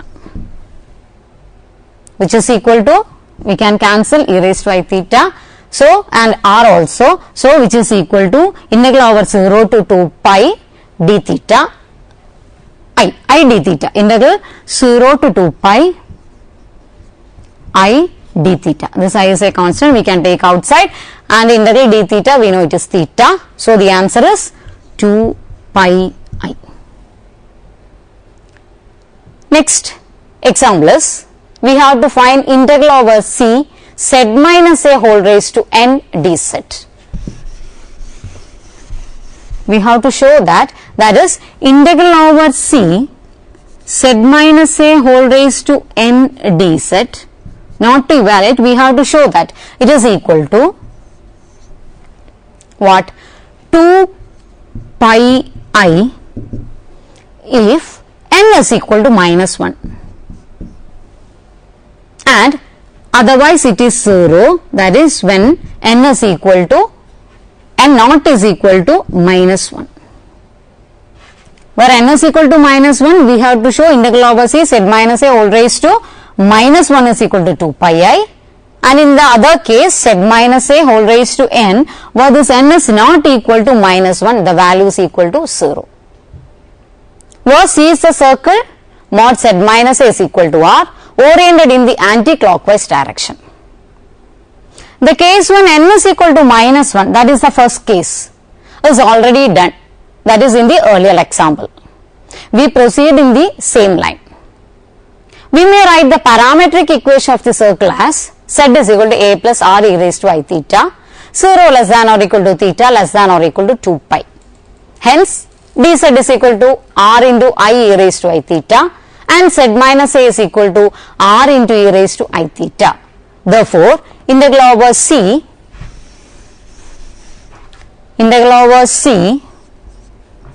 z minus a whole raised to n dz, which is equal to integral 0 to 2 pi r raised to n e raised to I n theta into, put a bracket here, into r I into e raised to I theta d theta, which is equal to I into r n plus 1, here we have r raised to n and here we have r raised to n plus 1 integral 0 to 2 pi, what remains inside that integral, e raised to I into n plus 1 theta d theta. Here by combining these two we can, here it is e raised to I into n plus 1 theta d theta. This is equal to, this I can write as, which is equal to I into integral 0 to 2 pi d theta whenever n is equal to minus 1, or I can write it is equal to, the value is equal to I r into n plus 1 integral 0 to 2 pi e raised to I into n plus 1 theta d theta whenever n not equal to minus 1. That is the value which is equal to 2 pi I when n is equal to minus 1, and here it is 0 if n not is equal to minus 1. Since for e raised to I into n plus 1 into theta by I into n plus 1 over the limit 0 to 2 pi, the value is equal to 0. The next example, proceed as in the previous example, that is integral over c dz by z minus z naught raised to n minus m plus 1. The value is equal to 0 whenever m not equal to n, and the value is equal to 2 pi I when m is equal to n. Next we have integral of a non-analytic function that is dependent on path.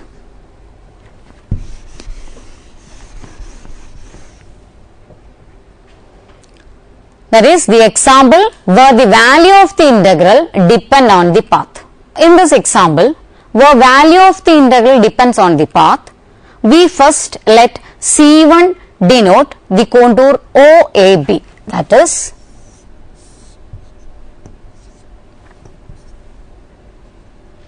this is our A, here we have B,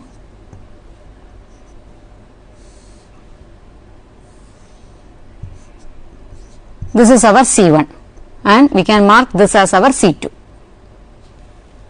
Here it is I 1, so the point is 1I, this B point is 1I, and evaluate the integral over C1 f z dz as integral over OA f z dz plus integral over AB f z dz. That is integral over C1 f z dz. We can take it as integral over OA f z dz plus integral over AB f z dz. Question number 8.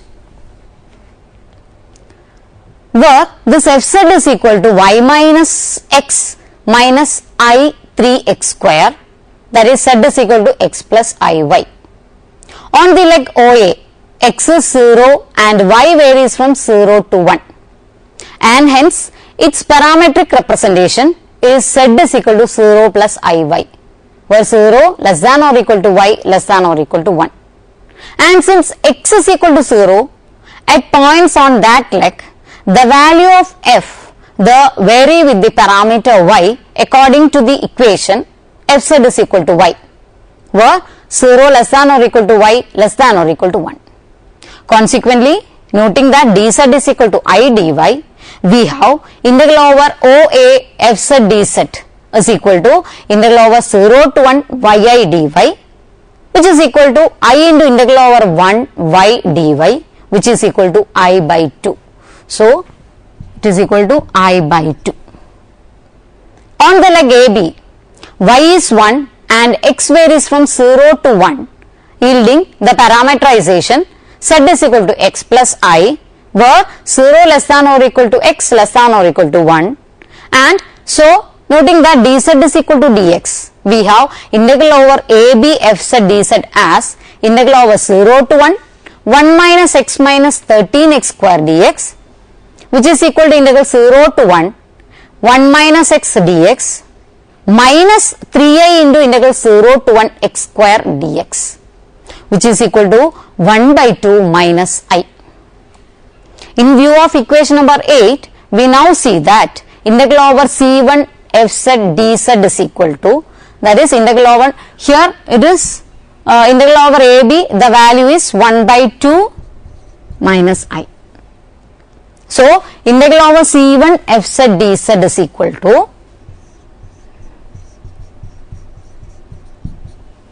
is equal to 1 minus I by 2. Equation number 9. If C2 denotes a segment OB of the line y is equal to x, that is, this is our C2, with parametric representation z is equal to x plus ix, 0 less than or equal to x less than or equal to 1, noting that dz is equal to 1 plus I dx. Integral over c2 fz dz is equal to integral 0 to 1 minus I into 3x square into 1 plus I dx, which is equal to 3 into 1 plus I into integral 0 to 1 x square dx, which is equal to 1 minus I. Equation number 10. That is, we can write it as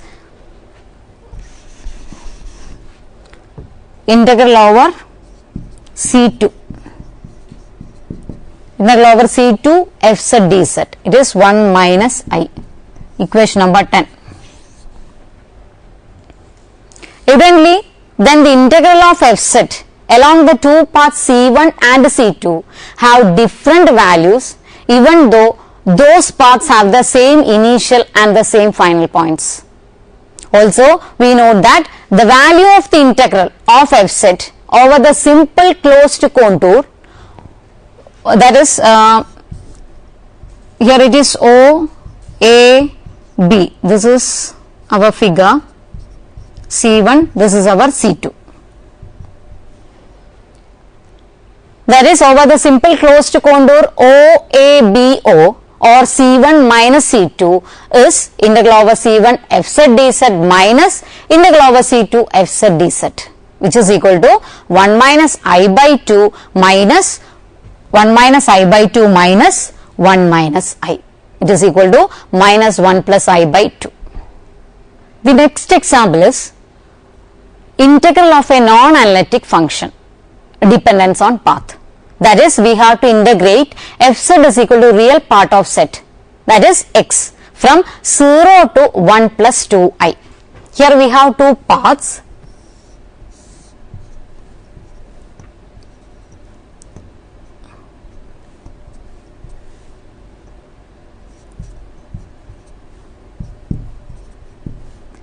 Zero to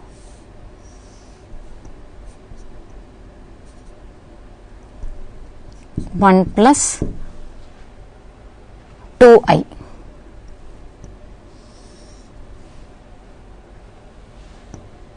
This is our C1, our C2, and this is C star. That is, we have to integrate along C star and along C. That is, C consisting of C1 and C2.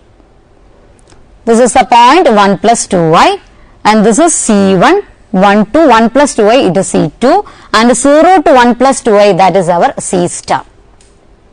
Solution says that the parameterization of C star is given by z of t is equal to t plus 2it, Hence, that, and also this t varies in between 0 and 1.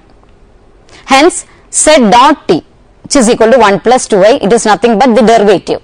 Z dot t is equal to 1 plus 2i, and f of z of t is equal to x of t on c star.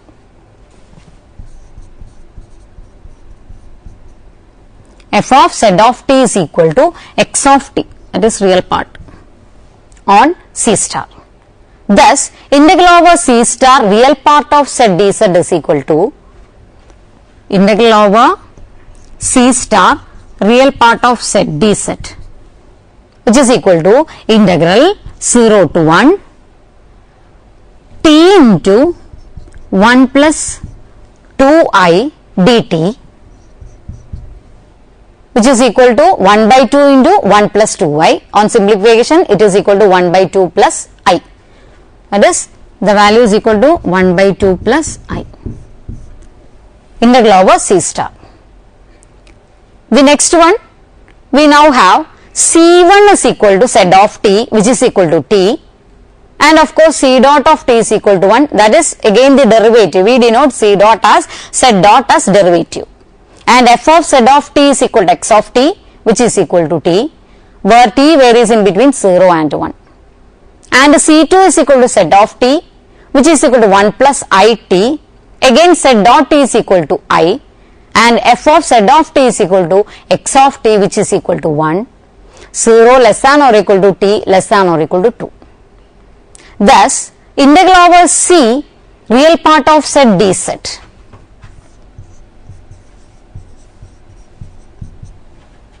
is equal to integral over c1 real part of z dz plus integral over c2 real part of z dz, which is equal to integral on c1, it is integral 0 to t 0 to 1 t dt plus integral 0 to 2 1 into I dt. It is equal to 1 by 2, the value is 1 by 2 plus 2i. Note that this result differs from the result in A, that is on the differs with the part A. Next example, the value of the integral is independent of the path.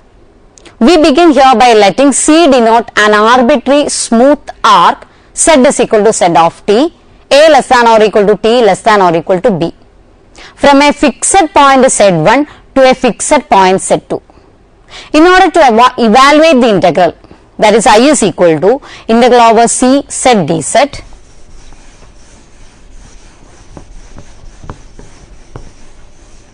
integral over c, that is I is equal to integral over c f z dz, which is equal to integral a to b z of t z dash of t dt.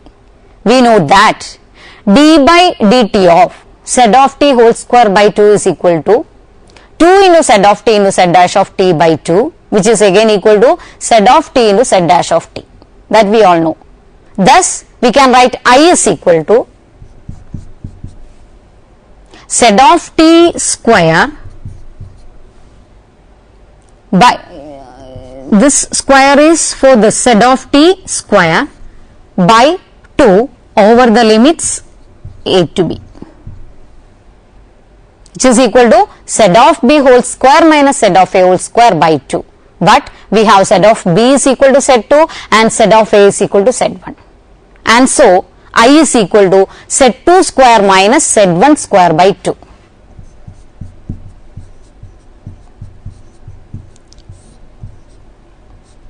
Z2 square minus z1 square by 2.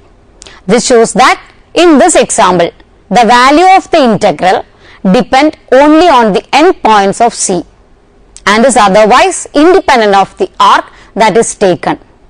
We may write integral over z1 to z2 z dz is equal to z2 square minus z1 square by 2.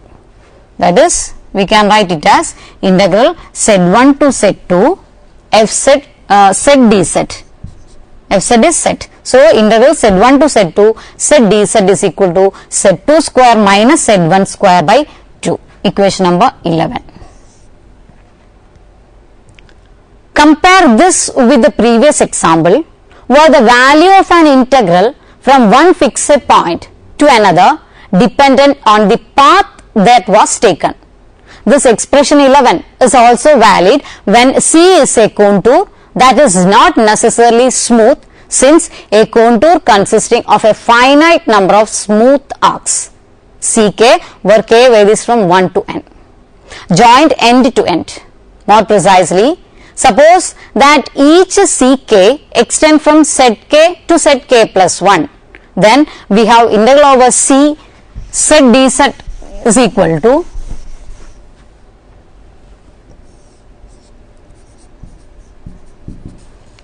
we can write this as, which is equal to sigma, that is summation k varies from 1 to m, what, set k plus 1 square minus set k square divided by 2, which is equal to set n plus summation, it is from 1 to n, it is equal to set n plus 1 square minus set 1 square by 2. That is our equation number 12. It is set n plus 1 square minus set 1 square by 2. Equation number 12. Set 1 being the initial point of C and set n plus 1 its final point. It follows from this expression that the integral of the function, that is f z is equal to set, around each closed contour in the plane has value 0. Once again, compare previous example where the value of the integral of a given function around a certain closed path was not 0. The question of predicting when an integral around a closed contour has value 0 will be discussed in the next several sessions. That question is central to the theory of functions of a complex variable. Hope you enjoy the session. See you next time. Till then, take care.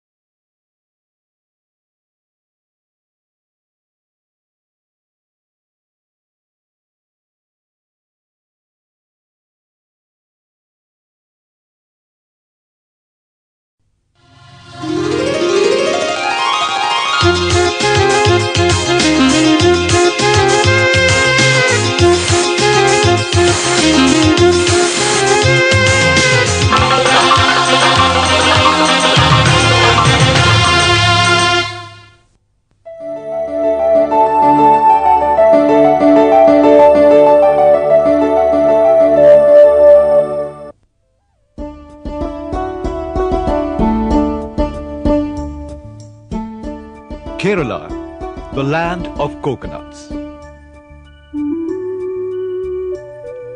Etymologists believe that Kerala has derived its name from the kera, or coconut trees that adorn the length and breadth of this beautiful stretch of land. Coconut trees have remained the backbone of the agricultural economy of the state for centuries.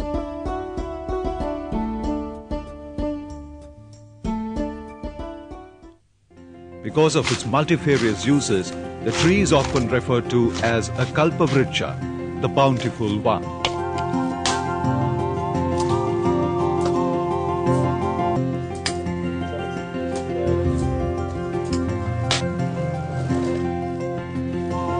Besides serving as oilseed, almost every part of the tree is used in one way or the other.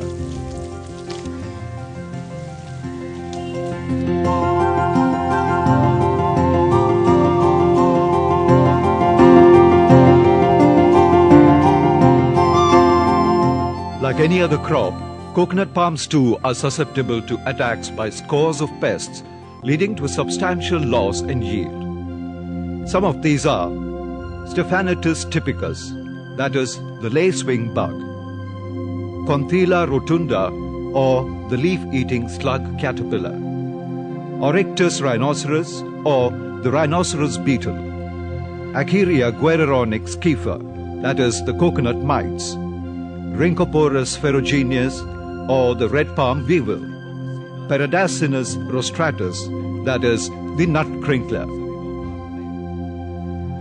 One such pest is the Opicina arenosella walker, formerly known as Nephantus cerinopa mayrick. Commonly known as black-headed coconut caterpillar, it devours the leaves, leaving behind only the ribs. Such attacks reduce yield.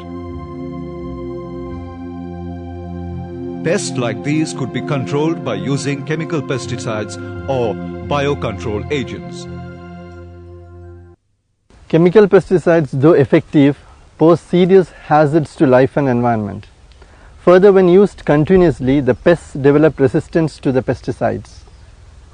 Biocontrol methods, on the other hand, are free of such consequences. In biocontrol methods, it is the natural enemies of the pests that are used. In nature, some living organisms thrive on other living organisms. It is this natural tendency that is harnessed in controlling pests. The Opicina arenosella is a grey-colored moth with a length of less than 28 millimeters. The female lays eggs on the leaves. In about 4 to 5 days, the eggs hatch. The newly hatched caterpillars are very active, moving restlessly over the leaflets. They often form galleries on the underside of the leaflets. These voracious eaters feed on the green parenchymatous tissue, and within days they reduce the leaves into skeletons.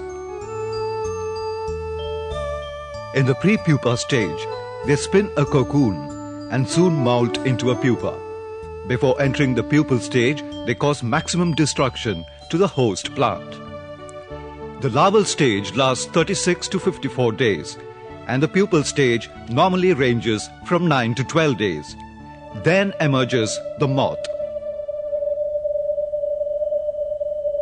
Premature dried leaves are an indication of the presence of these pests.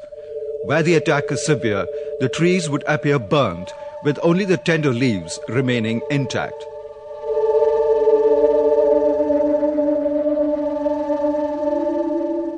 On the west coast, though the pest attack is prevalent throughout the year, its severity usually increases in summer. Application of pesticides has not helped check the pest. As pesticides were not very effective in controlling the black-headed caterpillar, a search was launched. And scientists found out that a number of larval and pupal parasitoids and some predators could be effectively used in controlling this pest. And two larval parasitoids, the Bracon brevicornis and Pedicerola nephantidis, are now being mass cultured in Kerala for controlling Opicina arenosella, the black-headed caterpillar. For several years now, parasite breeding stations have been breeding and supplying parasitoids to the farmers. Breeding these parasitoids in large numbers is a long-drawn process. The first step is to rear the larvae of Corsera cephalonica, which serves as the host. This is done by introducing the Corsera moth into its food, which is either the flour of wheat, maize, rice or jowar. The females, after mating, lay a large number of eggs. The hatched larvae feed on the flour after making tunnels in it.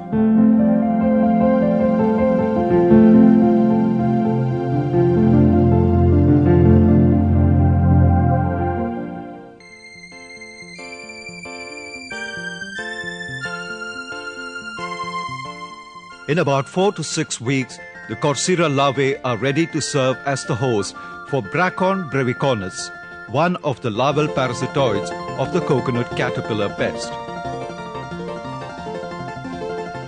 Bracon brevicornis are wasp-like hymenopteran parasitoids.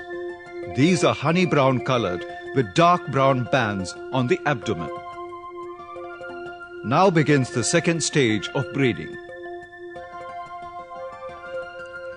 The mated female of the Bracon parasitoids are collected in test tubes into which the Corsera larvae are introduced.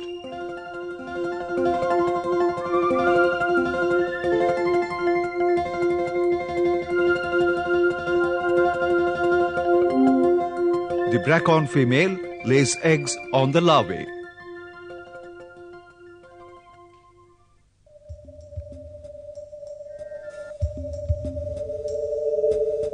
These are then kept for incubation. The tiny eggs hatch and in about 20 hours, larvae of Bracon brevicornis become visible through the transparent chorion. These larvae reach the stage of adulthood in about 8 to 9 days, ready to be released in the fields. If the release is to be delayed, they are fed with energy-rich honey and kept in the breeding station.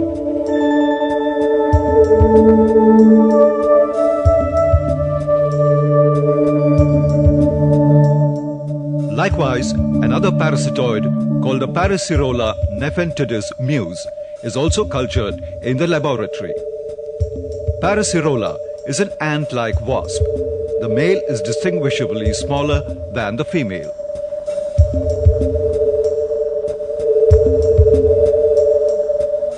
For breeding, a male-female pair of these parasitoids are supplied with the larvae of the Corsera.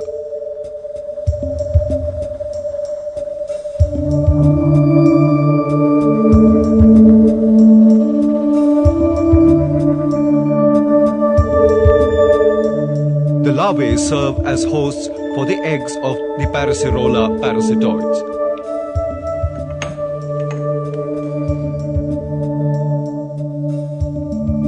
The eggs hatch within 24 to 36 hours after deposition.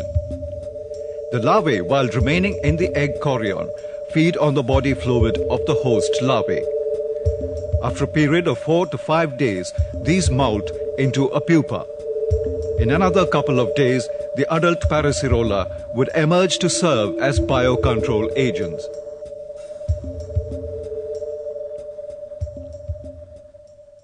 These parasitoids, so developed, are supplied to farmers for releasing them in the affected fields. Prior to their release, coconut plants are pruned of the affected leaves, leaving behind just 1 or 2 leaves colonized by the pest, the coconut caterpillar.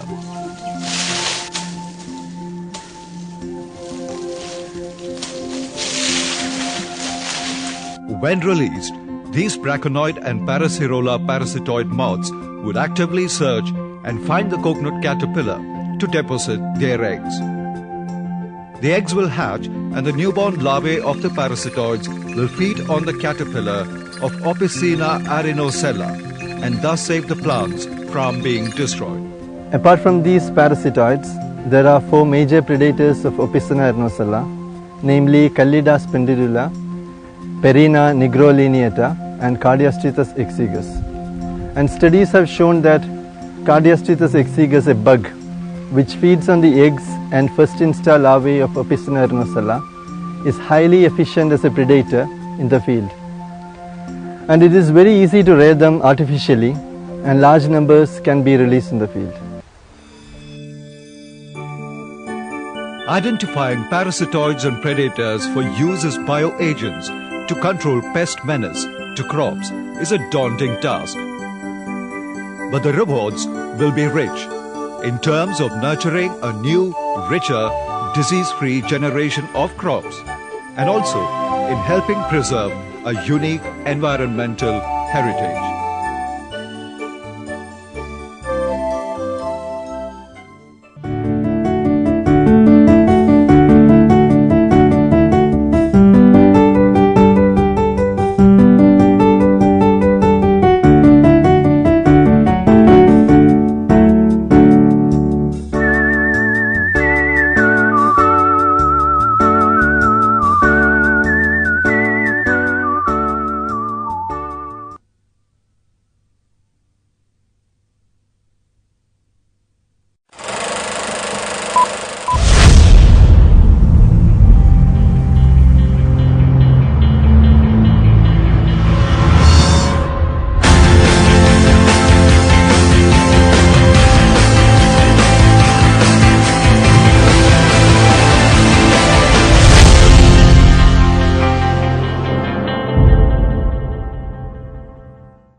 Hello and welcome to the session on Content Management System.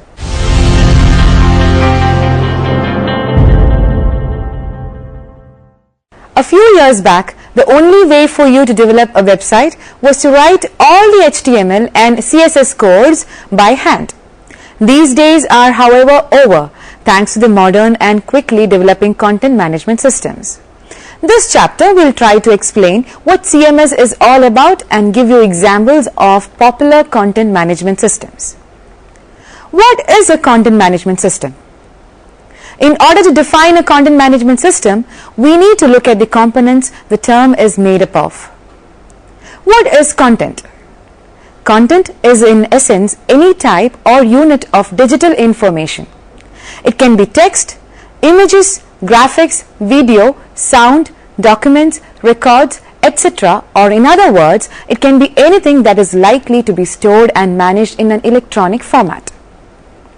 What does the management of content refer to? Because the information being managed is digital in nature, the method of managing is also typically conducted electronically.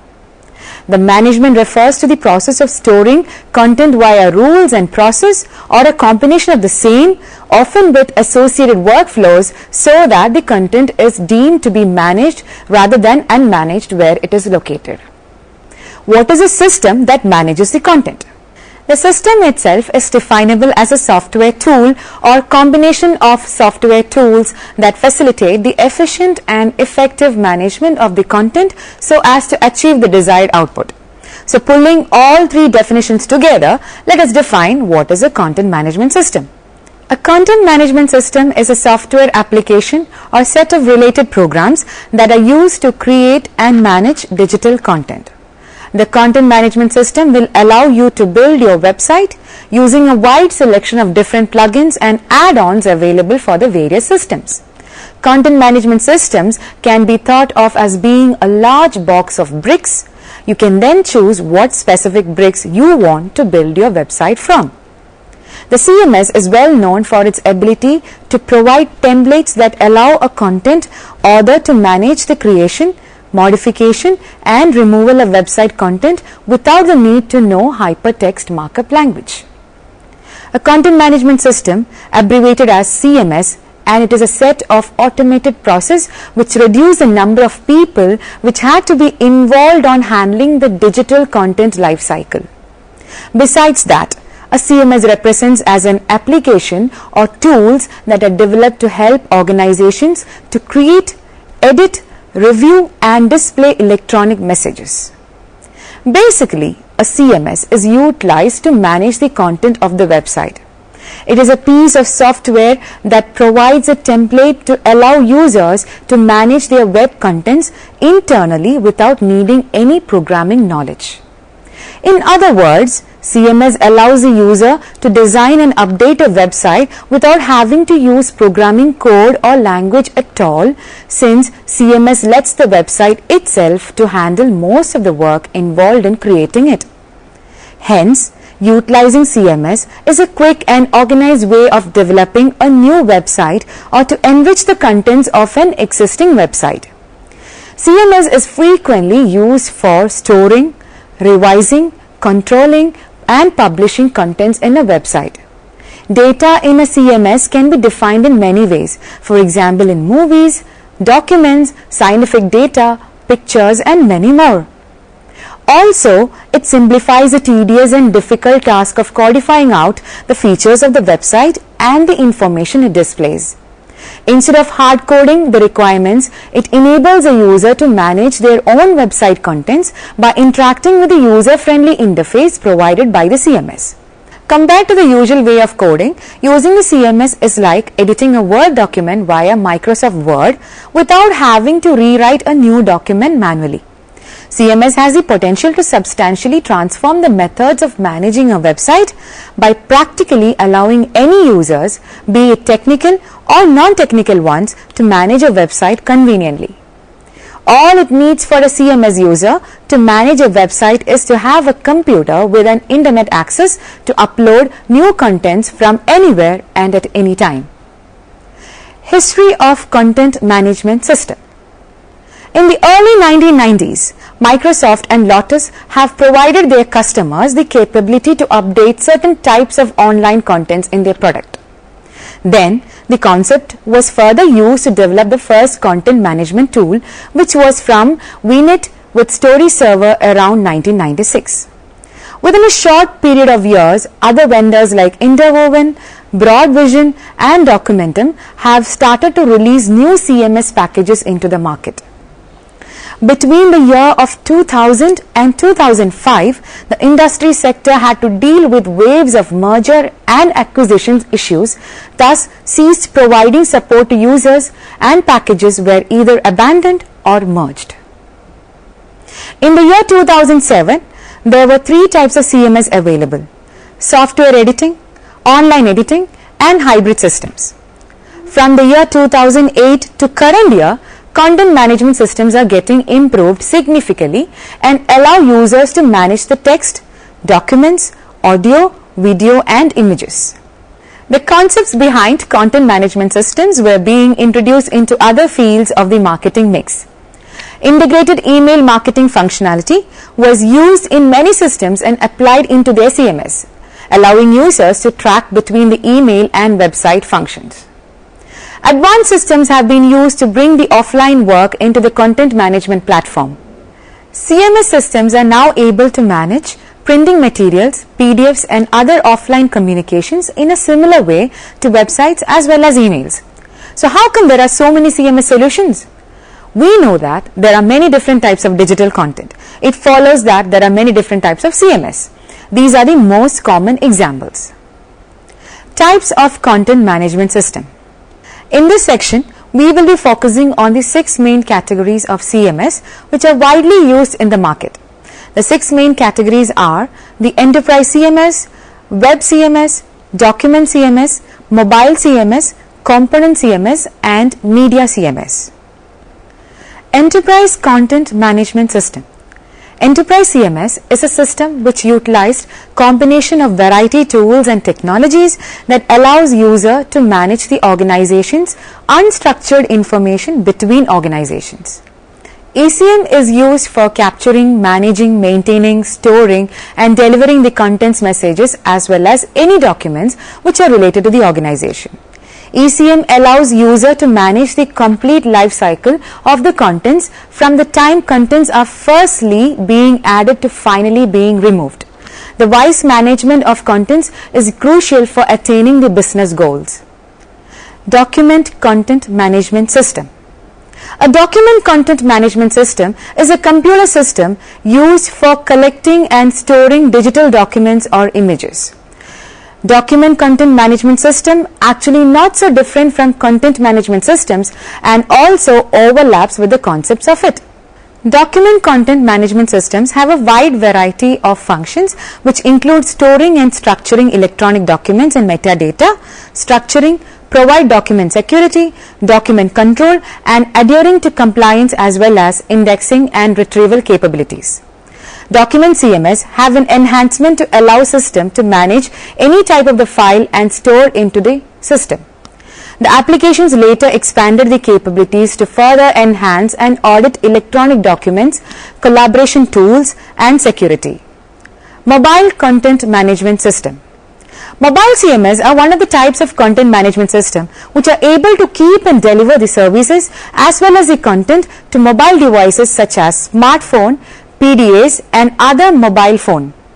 Mobile content management systems may possibly be discrete systems or may be developed as part of add-ons or modules of other larger content management systems which have the capability of multi-channel content delivery. However, mobile content delivery has many non-constraints and limitations including small storage capacity, limited wireless bandwidth, small screen size and significantly weak device processors compared to other alternatives. Component Content Management System. Component CMS allows the management of contents at the component level instead of being at the document level. Components are represented as concepts, topics or assets such as tables, images and product descriptions. These components could be as small as a single word or lines of definition or as large as a chapter. Furthermore, multiple content assemblies that contain components can be viewed as traditional documents. Each of the components has its distinct on life cycle that includes the owner, the version of it, usage approval for users and usage descriptions. These information can be traced as part of an assembly or individually. Media Content Management System. Media Content Management System provides users the capability to create, manage, modify and publish contents conveniently on the websites developed by the media. Anyone who can surf the web can easily make any content changes through the use of word processor. Through a browser-based interface and a word-like text editing tool, CMS requires little effort in learning and comprehending its usage methods to become productive. This significantly saves the cost for ongoing content maintenance caused by hiring designers and programmers. In addition, managing websites with media, CMS also allows user to delegate responsibility without losing control since it makes the management of contents secure by determining which users can access, change and approve the contents. This ensures only authorized users can manage the right contents at the right time. Web Content Management System. Web CMS is a piece of web application software implemented for the purpose of creating and organizing HTML contents as well as controlling and managing dynamic web materials. A WCMS provides the advanced functions of content creation, content managing, editing and other important web maintenance functions. This software provides specially designed authoring tools that allow users to create and manage electronic data for the web page with relative ease without any technical knowledge. WCMS aids the non-technical users in making changes to a website without the need of coding expertise. It basically requires an experienced coder to set up and add the needed features first, but then allows non-technical administrators to use it as a website maintenance tool. Such a content management system typically has two major components. The first one, a content management application, is a front-end user interface that allows a user, even with limited expertise, to add, modify and remove content from a website without the intervention of a webmaster. The second one, a content delivery application, compiles that information and updates the website. Types of web content management. There are three major types of WCMS: offline processing, online processing and hybrid systems. Offline processing.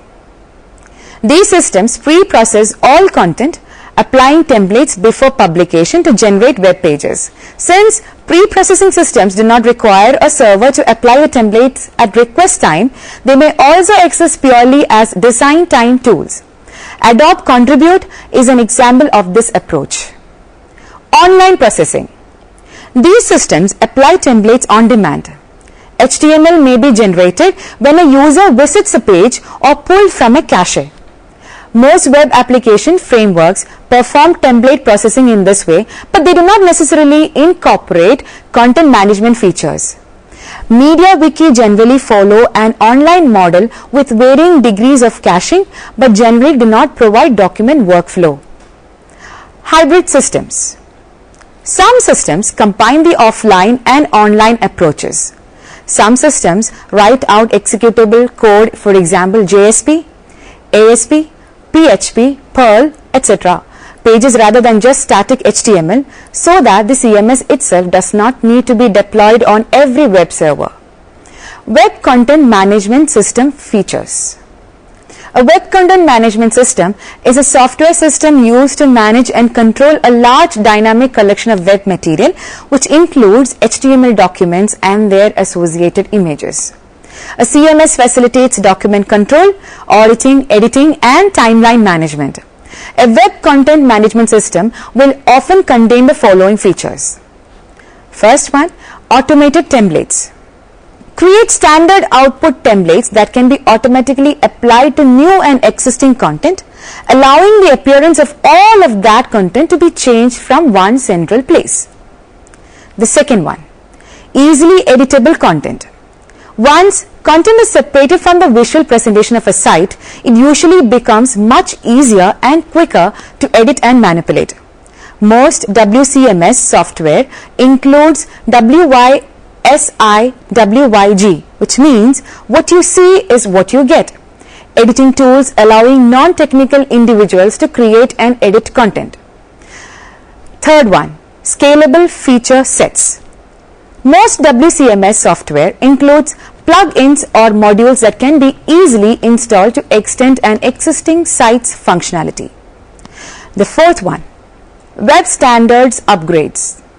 Active WCMS software usually receives regular updates that include new feature sets and keep the system up to current web standards.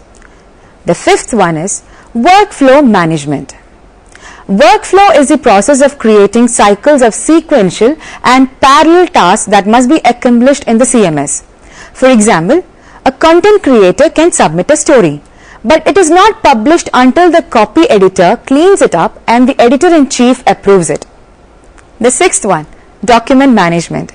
CMS software may provide a means of managing the life cycle of a document from initial creation time through revisions, publication, archive, and document destruction. Seventh one, content virtualization. CMS software may provide a means of allowing each user to work within a virtual copy of the entire website, document set, or code base. This enables changes to multiple interdependent resources to be viewed or executed in context prior to submission. The eighth one, low cost. Some content management systems are free, such as Drupal, Easy Publish, Typo3, Joomla, and WordPress.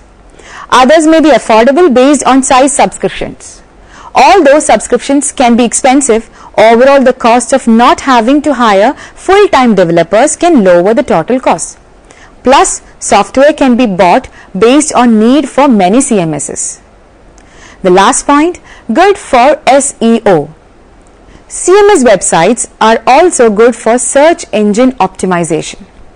Freshness of content is one factor that helps, as it is believed that some search engines give preference to websites with new and updated content than websites with stale and outdated content. Usage of social media plugins help in weaving a community around your blog. RSS feeds, which are automatically generated by blogs or CMS websites, can increase the number of subscribers and readers to your site. URL rewriting can be implemented easily, which produces clean URLs without parameters, which further help in SEO. There are plugins available that specifically help with website SEO. Apart from these advantages or good features, the web content management system possesses many disadvantages too. Maintaining CMSs may require license updates, upgrades and hardware maintenance. Certain CMSs may require hardware installations. Commitment to the software is required on bigger investments. Commitment to training, developing and upkeep are all costs that will be incurred for enterprise systems. Because the URLs of many CMSs are dynamically generated with internal parameters and reference information, they are often not stable enough for static pages and other web tools, particularly search engines, to rely on them. Players of CMS. The basic participants in the CMS are content editors, players who decide what content to publish and where.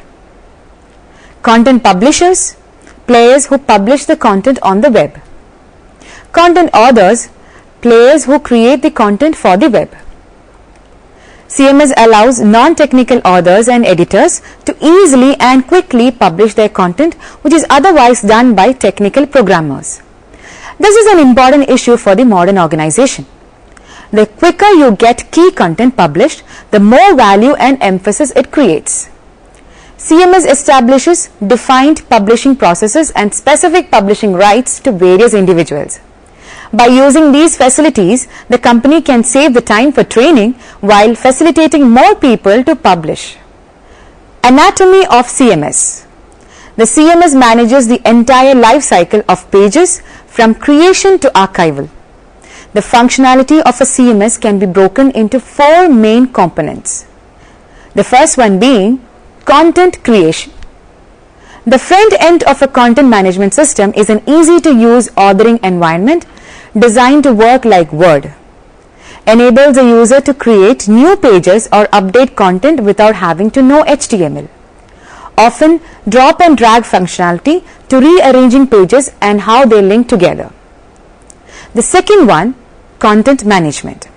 Once a page has been created, it is saved into a central repository in the CMS. The repository allows the user to keep track of all the versions of the page. Ensure only users who have the right access can change sections of the site. Integrate with existing information sources and IT systems. The third one, publishing.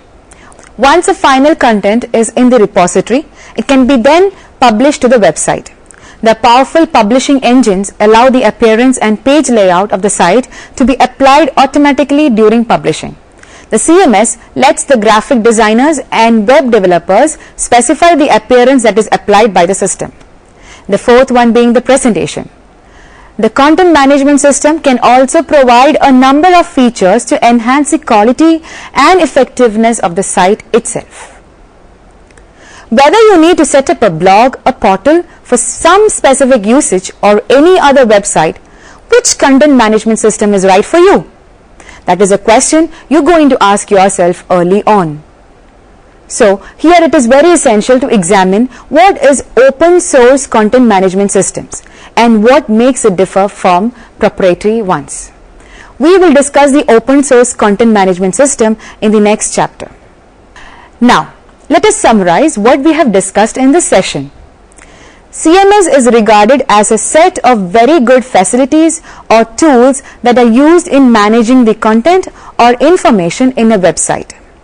This system will undoubtedly bring a lot of benefits to an organization which is heavily involved in the management of the website contents. Besides that, it also helps non-technical users to perform editing and creation of the new layout or contents they needed without the request of a programmer. The development cost of CMS will gradually become cheaper and cheaper due to the rapid change of the environment and technology. Nowadays, the market has also provided a lot of open source CMS for users. Therefore, in order to get a better strategy views in deciding whether to implement CMS in the business, the user must understand well about CMS, such as the pros and cons of utilizing CMS as well as the needs of the organization. This is because a bad strategy that leads to the wrong selection of a CMS will affect the whole company's performance. Now, You can try to answer the questions given here. 1. What is search engine optimization? 2. What is enterprise content management system? 3. What do you mean by WYSIWYG? 4. What do you mean by Joomla? 5. Who are the basic participants in CMS? Hope that you may go through the reference books given here. Professional Content Management Systems by Dr. Andreas Mauth, published by Multimedia Communications Lab, COM, Germany. Web Content Management Systems, Features and Best Practices, first edition by Dean Barker. WordPress, The Missing Manual by Matthew MacDonald. Thank you for watching this program. We can meet again with another topic. Have a nice day.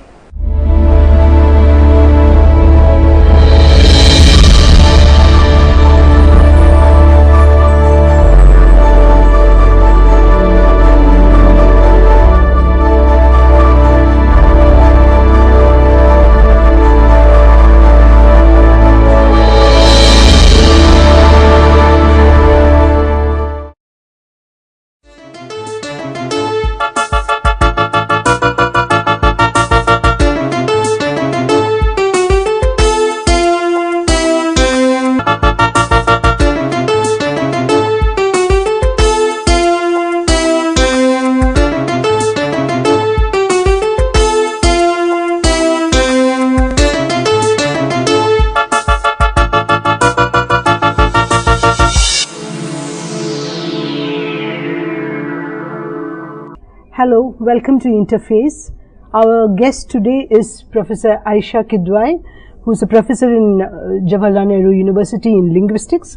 At the same time, she's a person who has been very actively involved in the Anti-Sexual Harassment Committee of the university. And Professor Aisha is a person who has been traveling the length and breadth of India, looking at cases of sexual harassment in the universities, which has turned out to be a very, very critical problem encountered in many of the institutions of higher learning in India. So, Aisha, let me ask you, how relevant or how important is Anti-Sexual Harassment Committee and its work in the present Indian context? Well, it is of fundamental importance. One challenge before all countries and in places that want to be democratic is that not only should there be equality of opportunity, but also equality of access. While our constitutional measures implement a lot of giving equality of opportunity, sexual harassment affects the access that individuals, particularly women, might have to education. In the society we live in, which is patriarchal, where there is a lot of discrimination that starts from the home, education offers one opportunity of release and of breaking out of that cycle.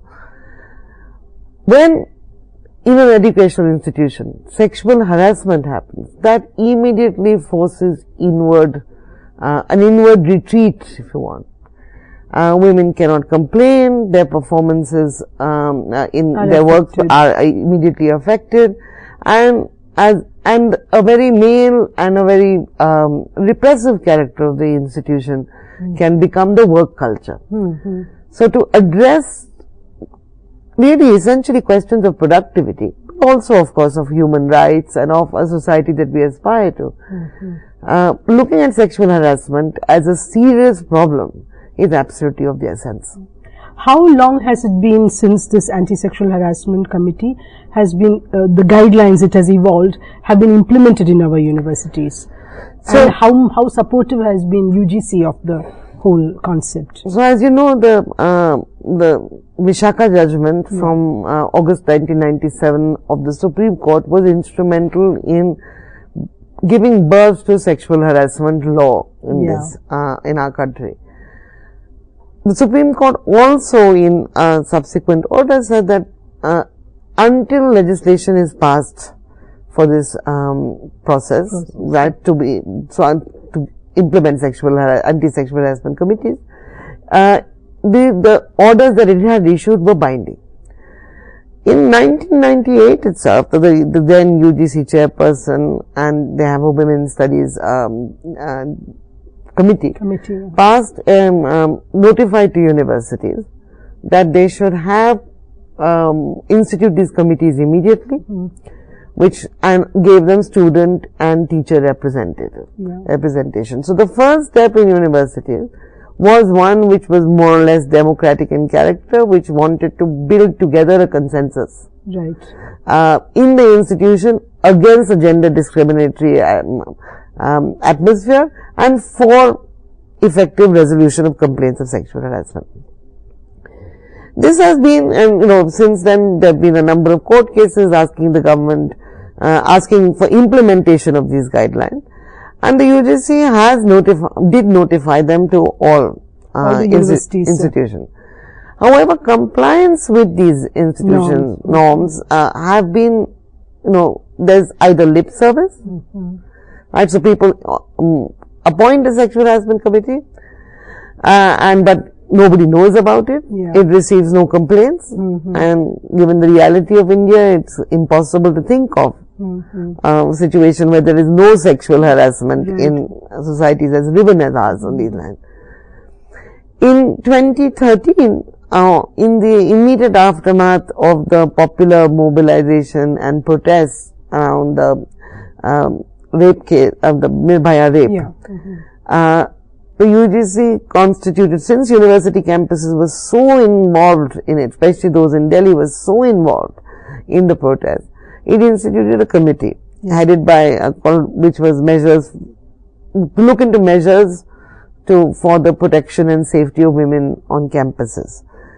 This committee met for over a year, headed by Mary John and Meenakshi Gopinath. I was a member of that. And we have drafted an elaborate set of guidelines, which are to take care of a whole range of issues besides sexual harassment, gender sensitization courses, the kind of infrastructure, etc., that you need, that must be guaranteed so that campuses are safe and secure for women. Is that report which is called Saksham report? You're referring to that? I'm referring to the Saksham report. One thorny issue that has often been encountered is how to define sexual harassment. There is a huge difference pointed out between sexual harassment and gender discrimination. So how do you, how has the committee, kind of conceived and defined? Our thinking on this matter has always been really defined by the Vishakha judgment, which, and now the Sexual Harassment Act from 2013. Both of these there's a whole history of sexual harassment law that comes from places outside India. And it's the insights of those legal traditions and actually implementations that have gone into defining sexual harassment. The most important thing about sexual harassment is that the behavior must be sexually determined with some kind of sexual motivation and must be unwelcome. In this definition, unwelcome physical contacts or advances, or sexually colored remarks, even anything verbal, or even just leering, gazing, up to an outright request for sexual favors, are all covered. Traditionally, in the legal system of the world, this is called hostile working environment sexual harassment, because it makes the conditions for a woman, to her workplace, unacceptable and inimical to her to continue. A more extreme form of sexual harassment is what is called quid pro quo sexual harassment, where the demand for sexual favors is accompanied with a threat that if you do not submit, then you will be disadvantaged or even advantaged in your employment. So our understanding here in India now is in these two areas, but the Sexual Harassment Act has actually extended who can ask for this redress in a very interesting way. It's not only a complainant. So somebody acting on her behalf, or if the woman is dead, her kin can also ask for redress. Or it could be even a women's group. because a number of cases that have appeared in the recent 10 years or so, there is the Ruchika Girotra case where the young woman committed suicide and her friend took up. Right. So to enable that, even to understand that it is not only an individual who is being redressed, but a social wrong that is being remedied. How forthcoming have been the women students after these anti-sexual harassment guidelines have been kind of popularized among the institutions of higher learning? One question is, how welcome or how ready have been our institutions of higher learning to implement these things? And even after they've implemented or they have this committee in force, how empowered or enabled are the women students to come and launch complaints, what have you been your experience after being? See, in my own experience, my university, Jawaharlal Nehru University, had a head start because we had started working on the need for such a policy, group of students and teachers, well before actually the Vishaka judgment came as well. And we are a small campus and generally it was easier to do so. We got our committee in 1999, but even for us it was a huge learning curve. Elsewhere, committees have mostly been, just appointed notionally in response to these UGC directions. Yes.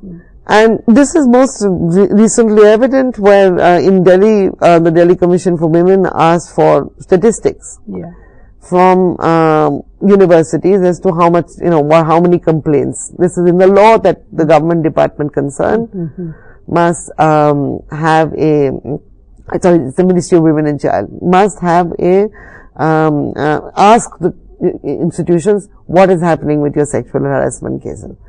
And it turns out that in of the universities in that region, JNU has the most number of complaints, 50 over 3 years. Is it because only JNU is ready to accept? Yes. So now there are two ways that you can look at it, that you can see the JNU is the den of sexual harassment, right? Or that it has an effective complaints committee. So the short answer to your question is, women will come forward to complain if the institution shows that it will be ready to act. Yes. On matters of, on complaints of sexual harassment. Wherever women have got message that this is just a notional committee. Yes. Actually, that is a sad case in India, and very often, many places, it's a notional committee. So how do you get this to act? How do you get this committee to act? Is there some kind of a monitoring authority that kind of, measures or has institutionalized certain measures? So the Act institutionalizes certain measures, and it makes the government department in charge of asking for reports. But also it says that if you have a notional, it has a various tiers of committees. Yeah. So there's going to be a workplace internal committee, and also something which is called the local committee, which the government has failed to set up, which is at a district or a block level, where you can actually go to either committee. You can go to your institutional committee, you can go to the local committee. Unfortunately, none of the government hasn't, as far as I know, implemented their local committees. But also at the same time, when there,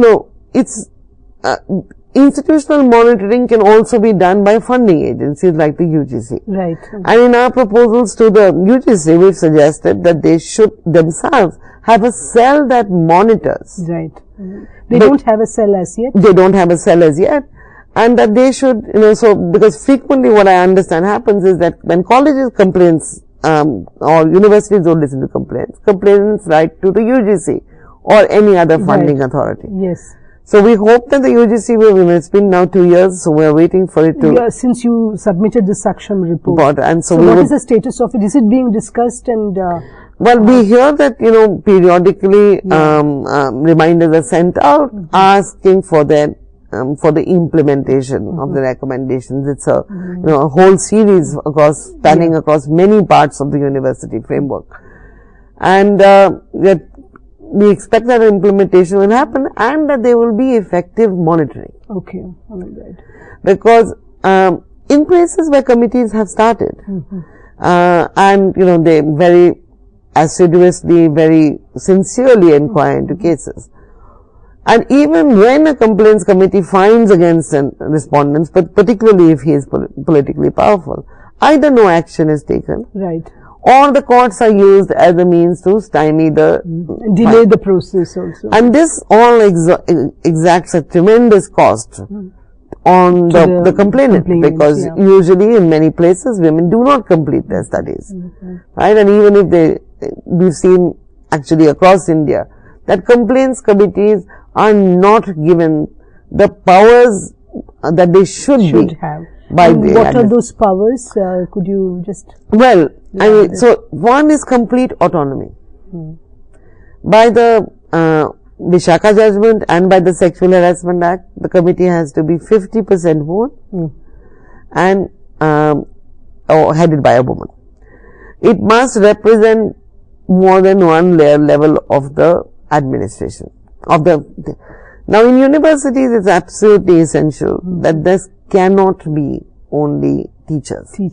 There's non-teaching staff, there's officers, and of course there are students. And are there members of the public present there in the committee? No, it's completely... So one is the first complete guarantee that there will be representative. Okay. And in the Saksham report, keeping the notion, idea of what the university and the workplace is, we insisted that this representational nature must be absolutely key to establishing. This is not prescribed by the law. So that power to actually be autonomous of the administration, and the act is very clear that the committee submits its report and the employer must submit a parallel report about action taken. Okay. However, in practice what happens is that the committee submits its report and no action is taken, and there is no monitoring on that. The committee also has powers to give interim relief. So, starting from Vishaka, there was, if it's a woman employee working in a particular department where she has made a complaint of sexual harassment, she has the right to either ask for her transfer, or that other person to be transferred, and the right to take leave which is, in excess. Typically what happens is the first thing they do is they shunt the woman out. And leaving because evidence is, or at least some corroboratory testimony is to be found in her part of the workplace. So she gets cut off. Right? And she has no access to the witnesses, whereas hierarchical superiors do. They do. So actually implementing a fair process. So very few committees have very detailed rules. Right, because they have the nature of a domestic inquiry, but they are very, it's a sensitive matter, which can cause psychological trauma. So implementing that is, such powers, the ability to get access all documents. Right, this is something that universities and workplaces very rarely give. The right to command all documents. And the fact of the matter is that once the complaints committee does its job, how the employer initiates action, right, is no longer in the committee's control or jurisdiction. So committees are frequently just completely stymied, though they do their best to help complainants and do impartial inquiries. If people are not guilty, then they say they are not guilty. But whether it's not leading to an atmosphere where there is actually redressal. So when we're talking about redressal, that's another very, very knotty issue in this. How do you kind of, decide upon what is the action or what is the penalty? I don't know whether it's the right word. In other words, what is the sense of justice? How is the justice given to the woman in terms of how do we understand that? Is it in terms of a concrete punishment to the offender, or what are the different kinds of punishment? Is it correctional or is it punitive? I mean, what is the nature? Because after all, they are students, and I think the offenders will also be students, or teachers to faculty also. So, what has been your experience of this? The Act has introduced a scheme for compensation as well. Compensation too. Monetary compensation, considering the loss of career of a woman, the mental trauma, any medical expenses, etc. that she may have. But in a university institution, one has to conceive of the range of penalties to be extremely wide, wide ranging. Because as you said, we want some certainly to be corrective. We want people a chance to reform, to repent, and also just to learn, that this was what the behavior that I brought to the classroom or the playground is not. But the first concern and the primary focus must be immediately to provide relief to the complainant. So the important thing is that the committee must act on the receipt of a complaint. What the JNU committee does is, as soon as it receives a complaint, within 2 working days, it sends what we call an order of restraint to the person who has been charged with sexual harassment, saying that you cannot talk about this case, you cannot publicize it, you must not approach the complainant. Oh, really? And this restraint order has proved very, very successful. This order of restraint is common to all anti-sexual harassment committees, or just in JNU? In JNU, but that's something that the Saksham committee has recommended that you explore. And our experience has been that what this means is, because the restraint order also says that if you violate this order, then you will be, this will be added to your list of offenses. I don't know if we can, of course, prove it. Now, because the anatomy of a sexual harassment event is like this, that, woman complains and then a huge amount of pressure is invested upon her, either through family or through teachers or through caste groups, and she's told, no, don't, here's the wife, here's the child, or what will happen to your career, the shame and the blame. And what the restraint order does is take away that pressure from the woman. And if she wants other interim relief, even if he wants interim relief, counseling has been offered to both men and women. We don't impose it. So that's the first goal. Now, when you have, particularly first-time offences of a relatively minor nature, our committee, and this is our recommendation section, that one should look at creative ways which will help change behavior. The person, So, especially amongst young men and young women, there are, love relationships or relational romantic attraction, and learning how to take somebody saying no is also part of the learning process. And the committee, even when it does an inquiry, is mindful of that. That when it says that this is the corrective measure. So, in the past, in JNU, what we've done is ask people to be volunteers for the anti-sexual harassment committee.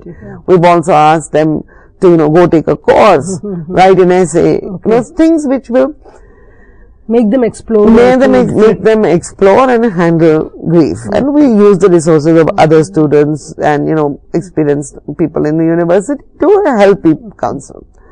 And cases where we found that there is, really a cause for mental illness, etc., those people are not penalized at all. Rather, what we do is medical help. We provide medical help. And so, in such cases of hostile working environment, sexual harassment, we try and diffuse the situation.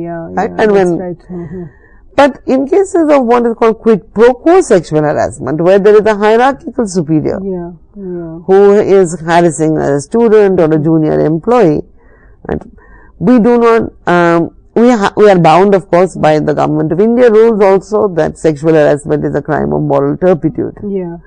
So it, by definition, attracts a major penalty. So that's the legal position. But we also believe that the most fundamental trust relation is of a teacher and a student, and the abuse of power by a teacher is not acceptable. And so that, so there are a range of penalties which are harsher on the teachers. On the teachers, and following what are within our service rules. Aisha, you said that you people have submitted a Saksham report. Already UGC has the set of anti-ragging guidelines, anti-sexual. What is the essential difference between the two? Where is the UGC rules lacking? So in a component, sexual harassment can be a component of ragging, and they both rub on that nasty, thing of dominance and humiliation of the other. So the motivations of those are both, both come from the same bad place, which is to make people feel small, unwanted to exercise power. Sexual harassment can occur, however, in a situation which is not involved in, you being new in an institution. Right? And can arise out of interpersonal relationships. So, a teacher doesn't rag a student. No. Right? But a teacher may sexually harass a student. So, while they are very similar, and sexual harassment is a component, they're not identical. And they represent, actually two different histories. Right. So, ragging, I think, comes from a caste-based society and a desire to inflict that humiliation. Right? But sexual harassment comes from a patriarchal, idea of power and how to control women's bodies, minds, and freedom. No, so is that the essential difference? I mean, from what is the exact contribution of Saksham report? It elaborates and clarifies this point further? No, I mean, of course it does that too, but it does a number of things. Especially after the Nirbhaya movements in December 2012, I'm sure you saw all those people standing with placards saying, we need a change in mindset. I know. And so, it's one to understand how the university can be a catalyst in producing a change in mindset. Because just as women come from environments, families and cultures in which they can't say no and they feel ashamed, men too come from cultures in which they are repressed and they are socialized into, behavioral patterns which are actually insulting to women, but that's the only way that they know how to do it. So, the committee proposes a slew of measures including gender sensitization courses, actually writes down full modules, gender sensitization workshops, looks at infrastructure. So, one pitiable fact is that toilets for women are really a rarity in most of our educational institutions. It's some 3:1 ratio. Right. So, how our buildings, our campuses, spaces are really hostile to women's health, safety and, freedom of mobility. Regarding, very often these guidelines and these rules they work like a backlash, in the sense like women are more suppressed in order to ensure their safety. The Saksham report speaks out very strongly against that. And it says that policing and protectionism is a problem, not a solution. So, Aisha, that was a very illuminating talk, and I think we need to explore this further. Maybe at the next another interview, maybe we'll be able to talk in detail. And I hope the universities carry forward this particular Saksham report and the UGC guidelines in more effective ways. Thank you.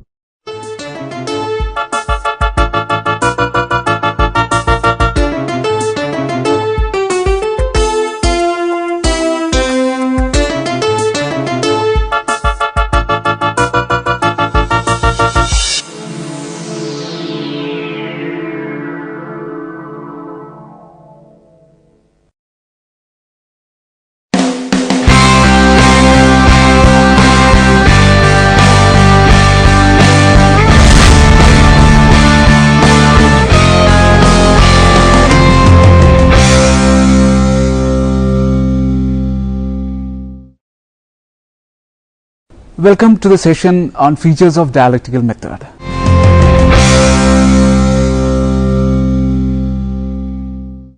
The dialectical method. Dialectic is the method of progression among concepts whereby a more true or adequate concept is generated from inadequate beginnings through overcoming the oppositions intrinsic to them. Origins. The term dialectic is used by Plato to describe the method of Socrates, who used to seek philosophical truth through disputation. In ancient Greece, dialectic was a kind of disputation undertaken as a game or exercise in which questions were asked and answers for the most part had to be yes or no. This is for Plato a method preeminently suited to finding truth, no matter whether the dialogue is carried on with another person or in one's own mind. Aristotle deals with dialectics in his topics books 7 and 8 and contrasts it with the inferior methods of disputation used by sophists.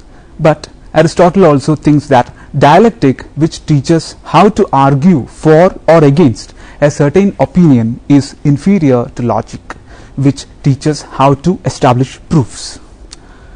Later in the modern period, Kant gives a far more comprehensive meaning to the term, and it is this meaning which Hegel adopts, and by making use of it in a manner wholly antipathetic to Kantian philosophy, develops it into the cornerstone of his philosophical system.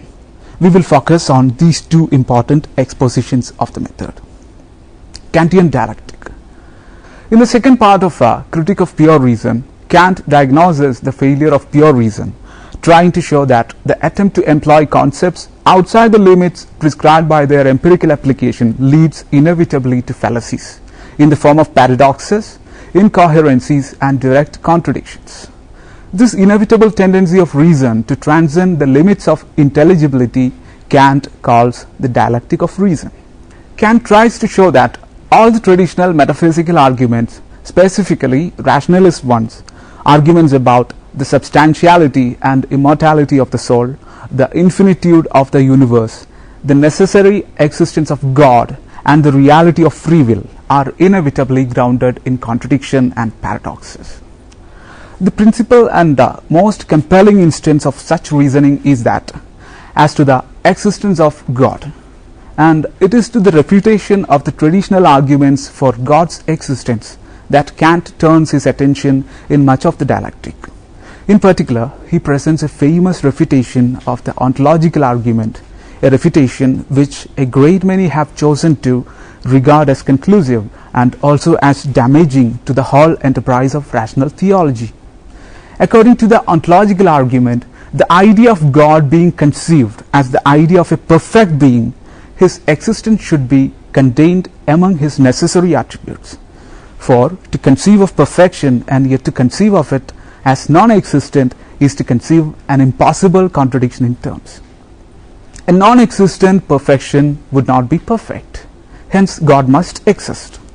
Kant's refutation of this consists of an argument that turns on the premise that existence is not a predicate. No concept can imply its own instantiation, and the logical character of existence is misrepresented by any attempt to make it part of the concept of a thing. It is therefore impossible, Kant argues, to advance from the concept of God to the existence of God. Thus for him, the dialectic is the process of fallacious reasoning by which reason arrives at untenable knowledge claims concerning the self, the world as a whole, and God. Hegelian dialectic. In the Kantian analysis, it is not entirely clear whether the limits of human understanding and the limits of truth are one and the same, or whether, on the contrary, he is hinting at a world of things in themselves about which we can at least know that we do not know them. Because of this ambiguity, it has been possible for Hegel to interpret Kant's critique of pure reason as eventually upholding the same. The Kantian contradictions, Hegel thinks, are only contradictions from the limited point of view of the understanding. They therefore provide a kind of logical impetus to transcend that point of view into the world of pure reason itself, from the perspective of which these and many other contradictions could be resolved. Thus, while Kant uses the word dialectic to refer to the propensity to fall into contradictions, Hegel uses it to mean the propensity to transcend them.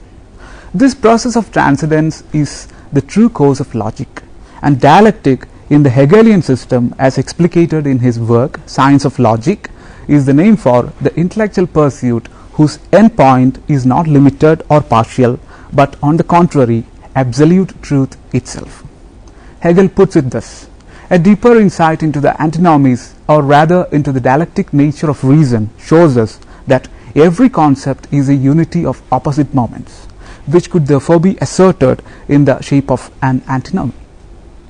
Modern conceptions of logic have tended to the view that logic is an instrument whereby consequences of some premise are derived. Logic is powerless to give knowledge until the premise is determined. This is emphatically not Hegel's view. He thinks that the premise of logic is determined by logic itself. The premise of logic is pure indeterminate being, being conceived without any of the particular determinations through which it makes itself manifest to the understanding.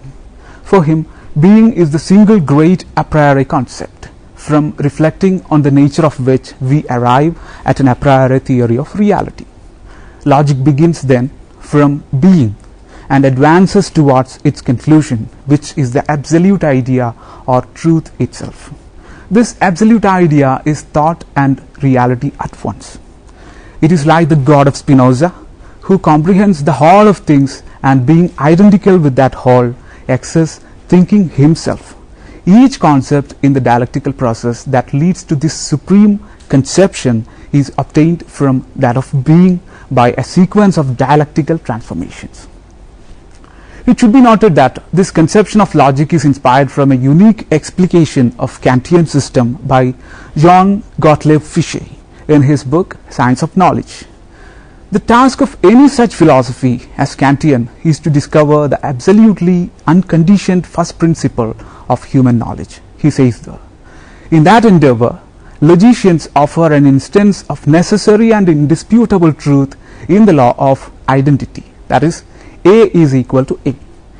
But even in that law, something is presupposed that we have yet to justify, namely the existence of A. I can advance to the truth of A equal to A once A has been posited as an object of thought. But what justifies me in positing A? There is no answer.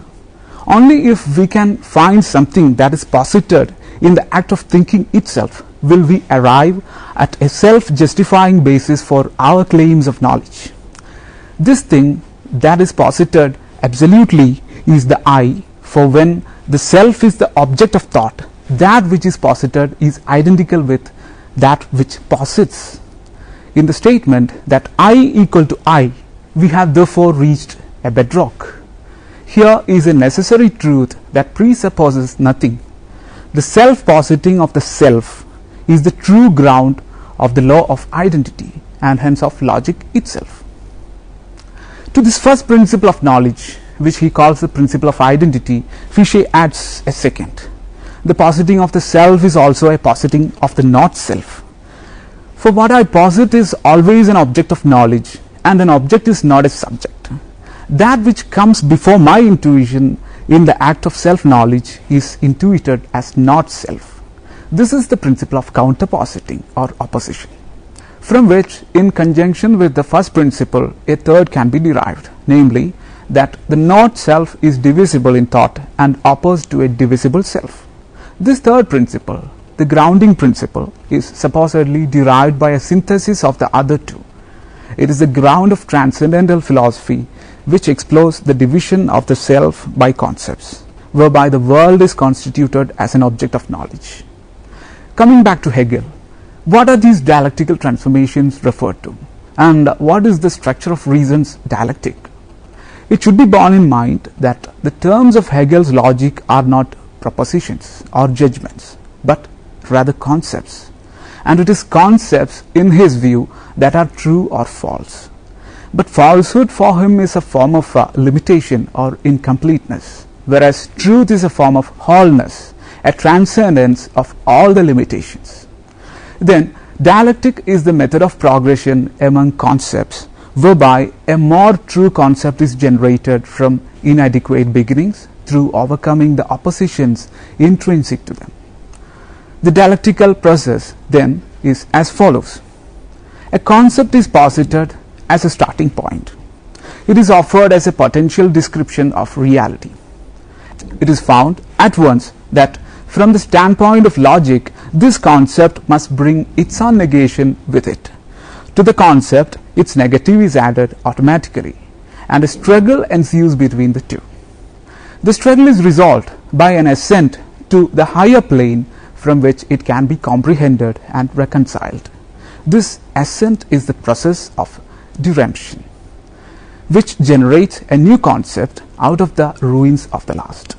This new concept generates its own negation, and so the process continues until, by successive application of the dialectic, the whole of reality has been laid bare. For instance, imagine a kind of impersonal dialectical thought or thinker attempting to understand the world. It has nothing available to it but thought, and so must put forward as its sole instrument of knowledge the concepts which enlighten it.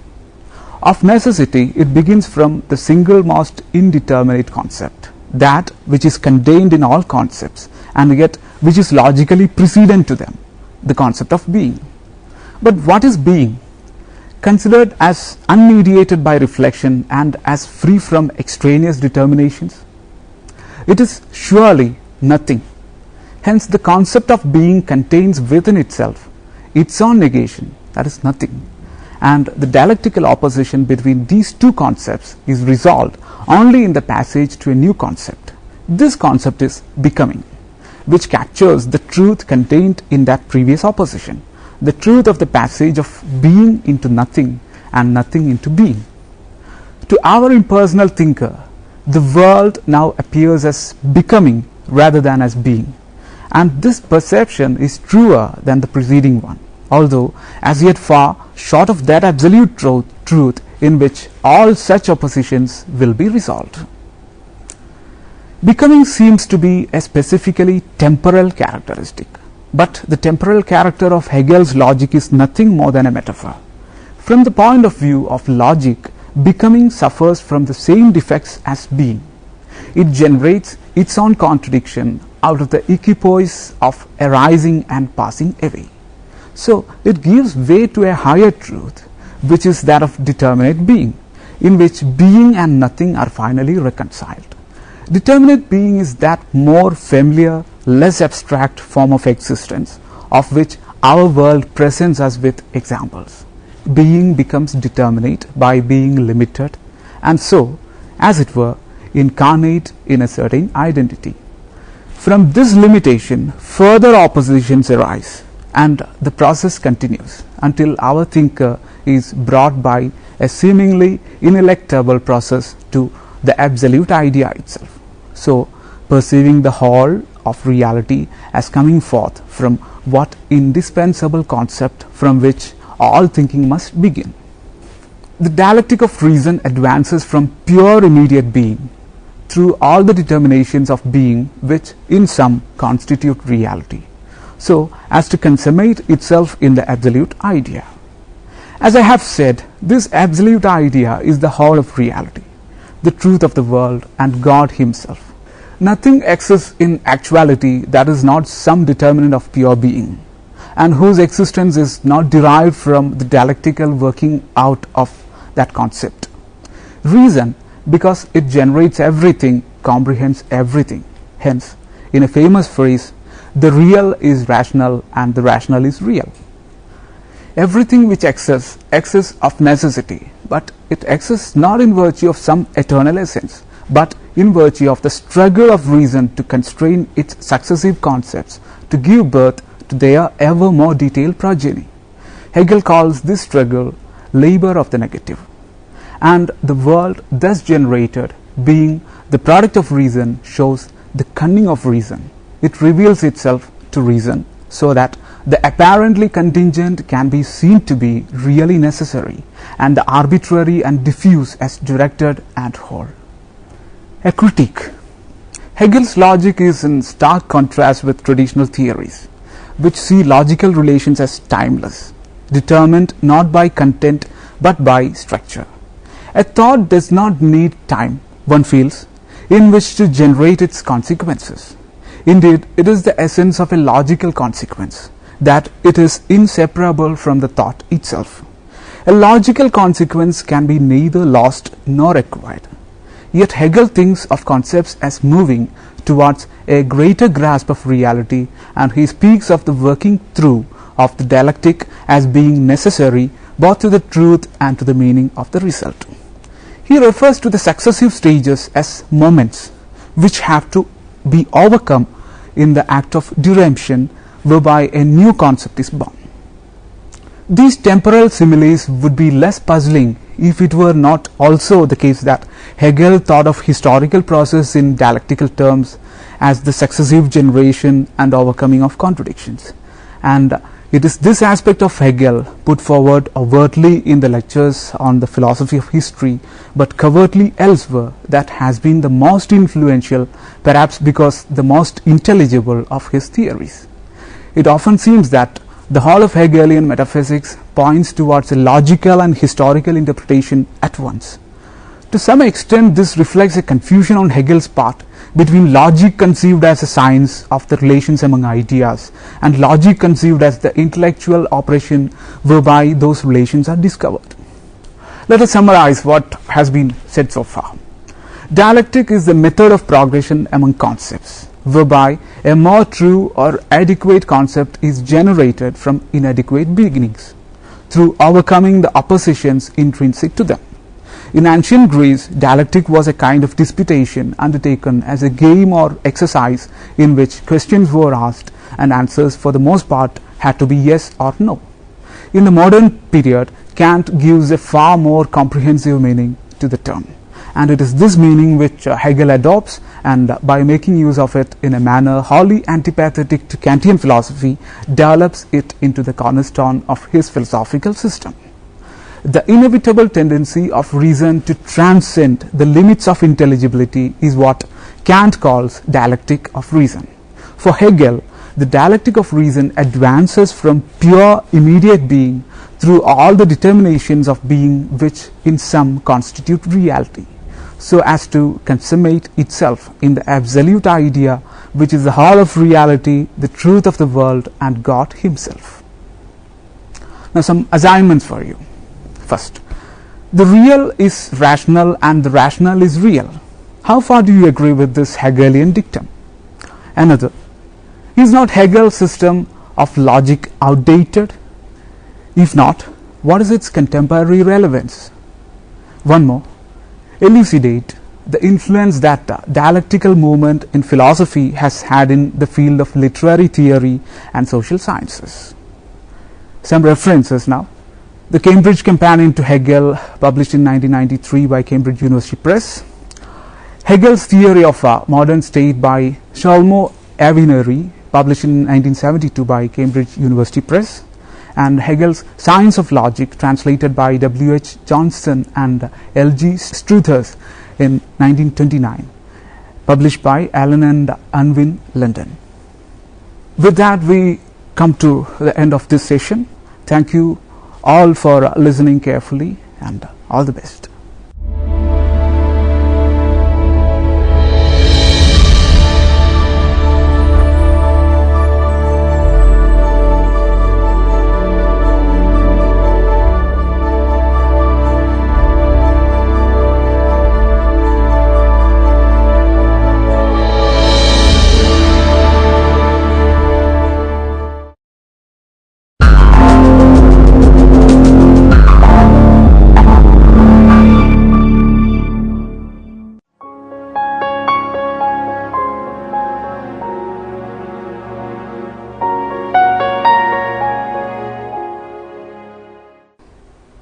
Hi friends, here we have antiderivatives. The following theorem gives a necessary and sufficient condition for the integral to be independent of path of integration, and for an integral around a closed path has value 0. We recall that contour is a piecewise smooth arc. First we have a definition of antiderivative. A function f is called an antiderivative of a function f defined on a domain D if f dash z is equal to f of z for all z in the domain. For example, the function fz is equal to 1 by 4 z raised to 4 is an antiderivative of what fz is equal to z cube on the entire complex plane, because for each complex number set, f dash z is equal to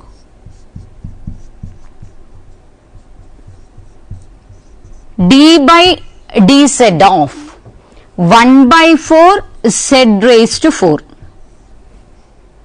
and this is equal to z cube, which is our f of z. However, fz is equal to 1 by 4 z raised to 4 is not the only antiderivative of f on this interval. If we add any constant c to 1 by 4 z raised to 4, then the function g z is equal to 1 by 4 z raised to 4 plus c is also an antiderivative of f, since g dash z is equal to d by dz of 1 by 4 z raised to 4 plus c is equal to z cube plus 0, which is again our f of z. Next, we have a theorem.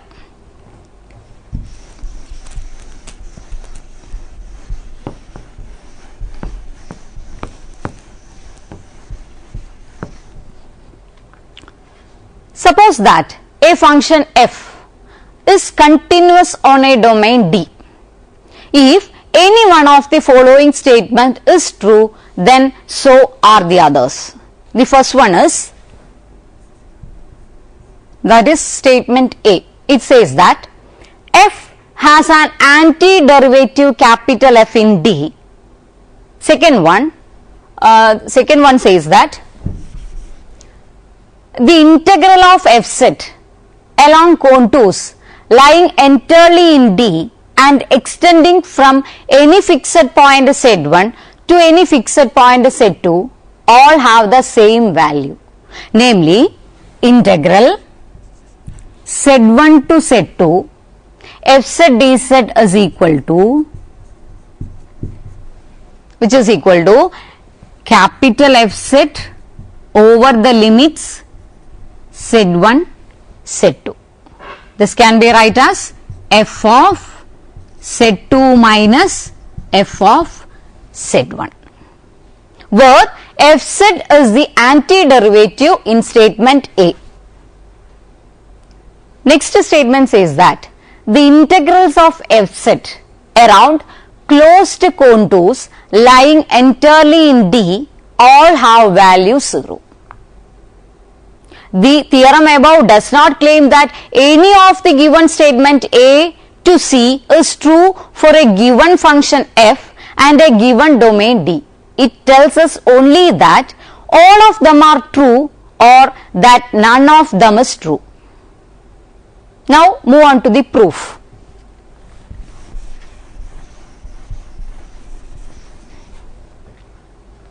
We first prove that A implies B, that is the statement A implies statement B. Let f be a continuous function which has an antiderivative capital F in D, that is f dash z is equal to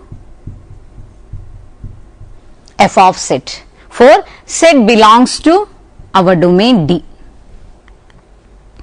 Let C be any contour lying entirely in D joining z1 and z2. Now case 1, first case. Here our C is a smooth arc.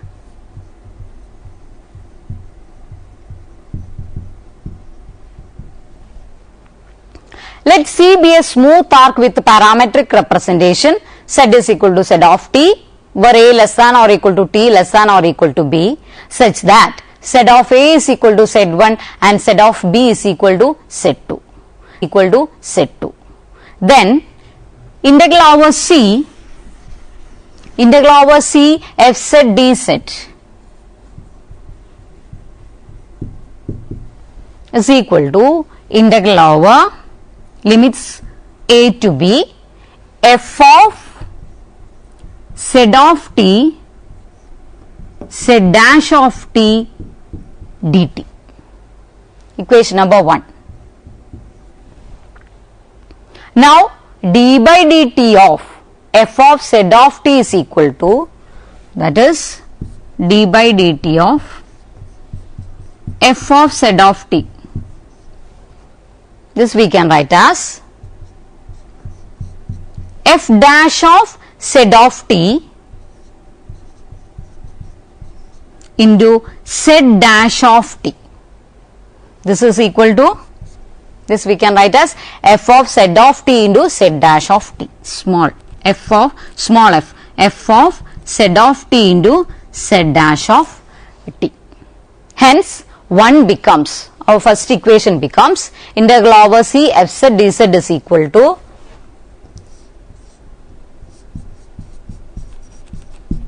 this we can write as integral over a to b d by dt of what? F of z of t. Here this is f of z of t. Integral a to b d by dt of f of z of t dt.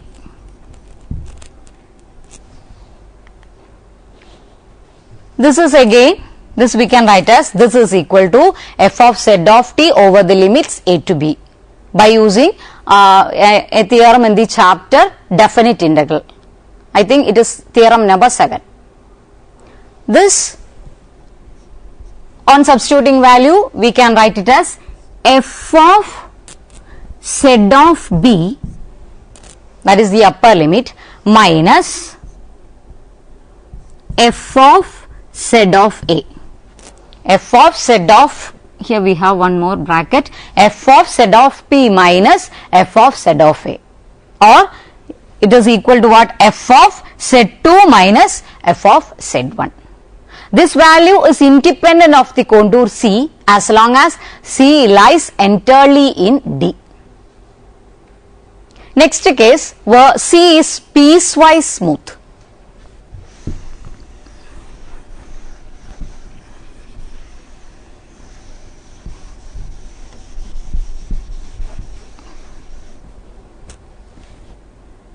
Case 2, C is piecewise smooth.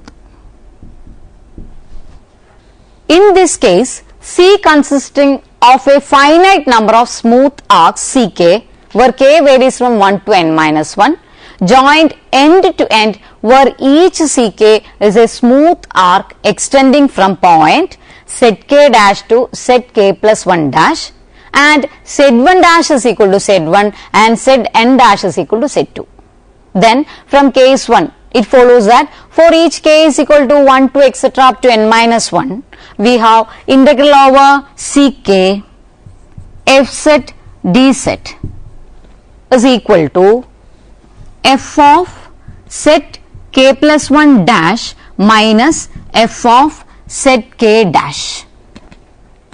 Hence, integral over C fz dz is equal to, that is integral over C fz dz. We can write it as integral over C1 fz dz plus integral over C2 fz dz plus etc. plus integral over C n minus 1 fz dz, which is equal to, it is up to integral Cn minus 1 fz dz, which is again equal to f of z2 dash minus fz2 dash minus fz1 dash plus again fz3 dash minus fz2 dash plus etc. plus what? Fzn dash minus fzn minus 1 dash.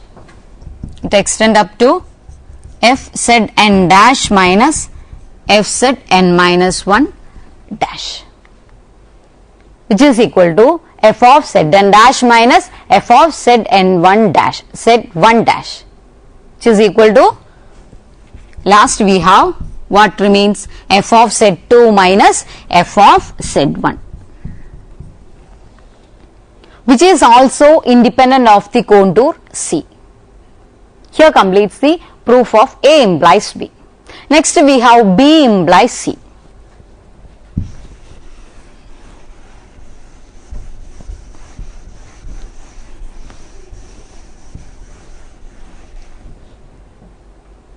Now let us assume that integrals of f set along contours lying entirely in D and extending from any fixed point Z1 to any fixed point Z2 all have the same value.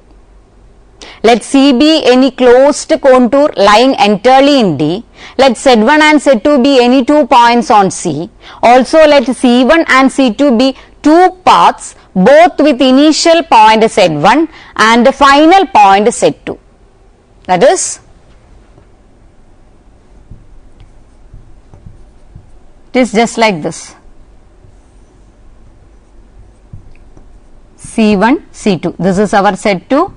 This is the initial point Z1. This is the terminal point Z2.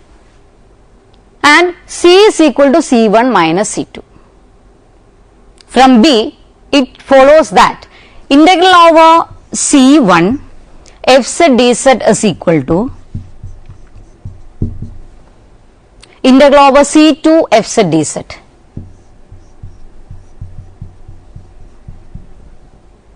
Hence, we can say integral over C f z dz is equal to integral over C1 f z dz plus integral over minus C2 f z dz by the theorem in the previous session, which we can write as integral over C1 f z dz minus integral over C2 f z dz, that we know from previous sessions. Next we have C implies A. Now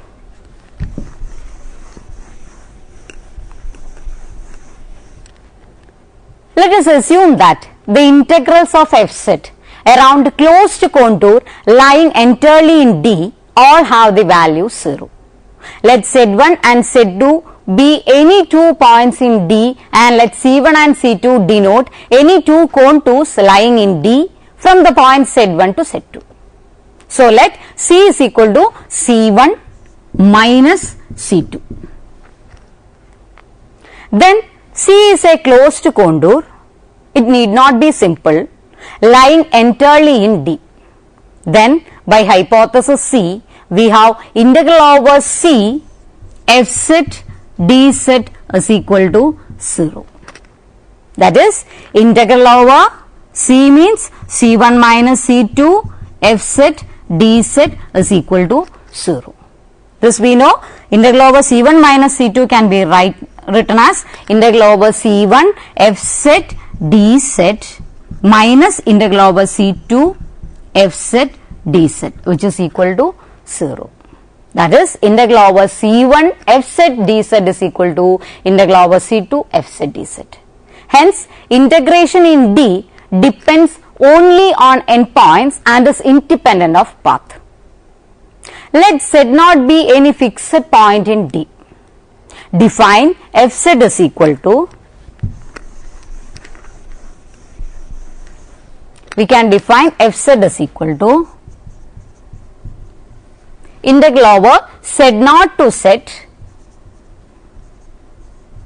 f of s ds for all Z belongs to D. Clearly, f is a well defined function on D. Now, let Z plus delta Z be any point distinct from Z and lying in some neighborhood of Z. That is, it is sufficiently small to be obtained in D. Then f of Z plus delta Z minus f z is equal to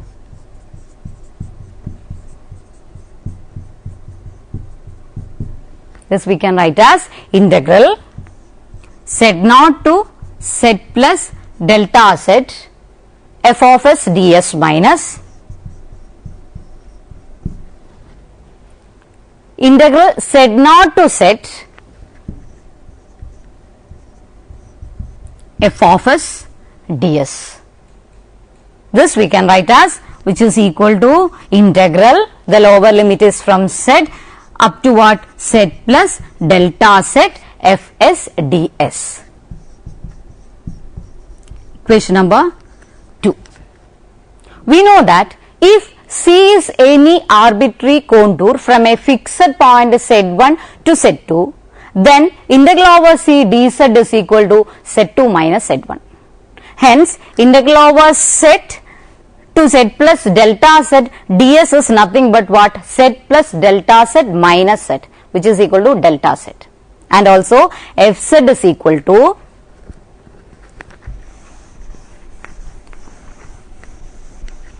Fz is equal to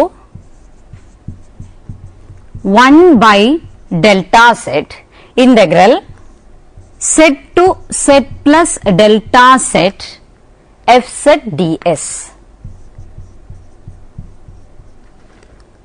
Hence, from equation number 2, we obtain f of Z plus delta Z minus f of Z divided by delta Z minus f of Z is equal to, here we have small f of Z minus f of Z, which is equal to 1 by delta Z integral Z to Z plus delta Z what? F of S ds.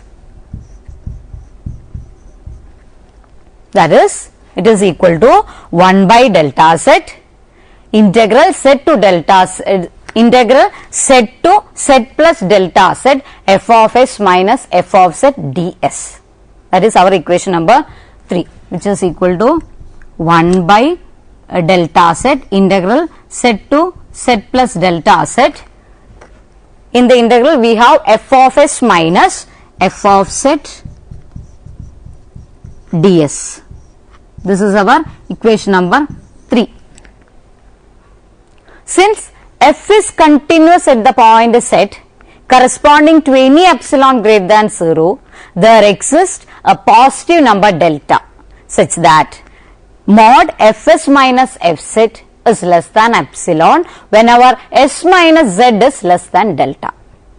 Hence, if z plus delta z is close enough to z, so that mod delta z is less than delta, then from 3 we get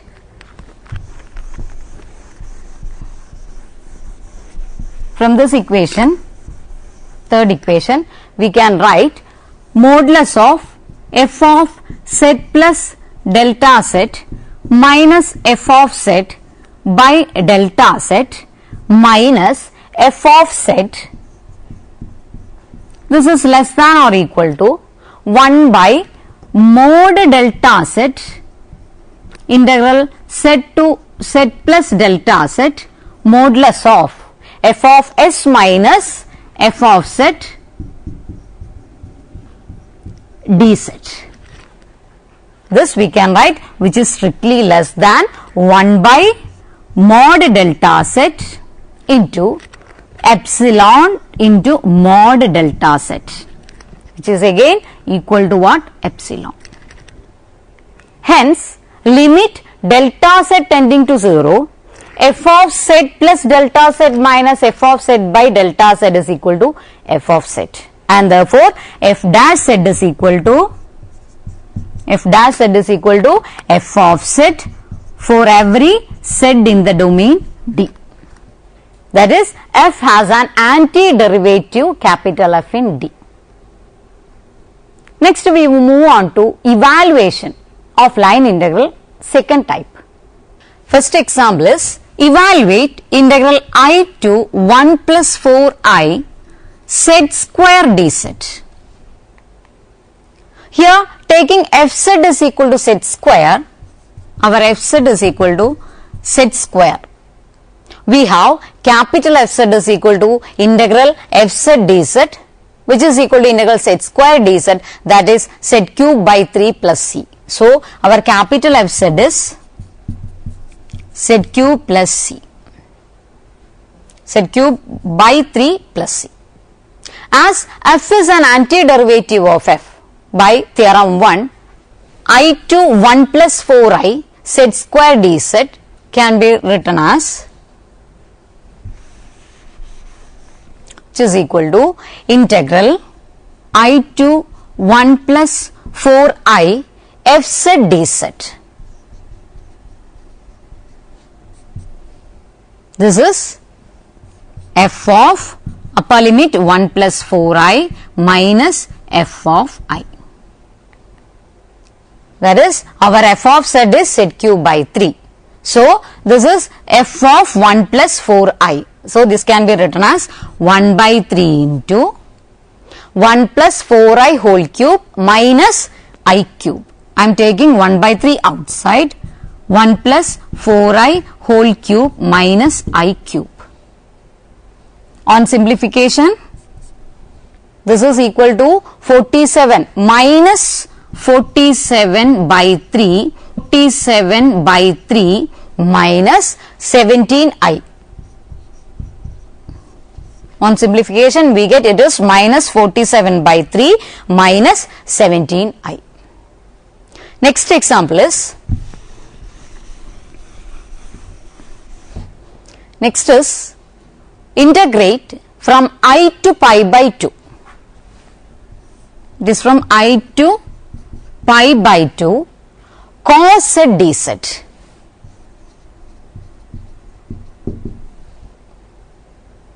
We have to evaluate integral I to pi by 2 cos z dz is equal to sin z over the limits I to pi by 2. This is simple. That is, sin z over the limits, we have to apply the upper limit pi by 2 and the lower limit I. This is equal to what? 1 minus I into sin h1. That is, since circular function sin yi and hyperbolic functions sin hy are related by sin yi is equal to I sin hy. So, we have it is 1 minus I sin h1. Next example, integral 0 to 1 plus I, 0 to 1 plus I z square dz. It is simple, it is z cube by 3 over the limits 0 to 1 plus I.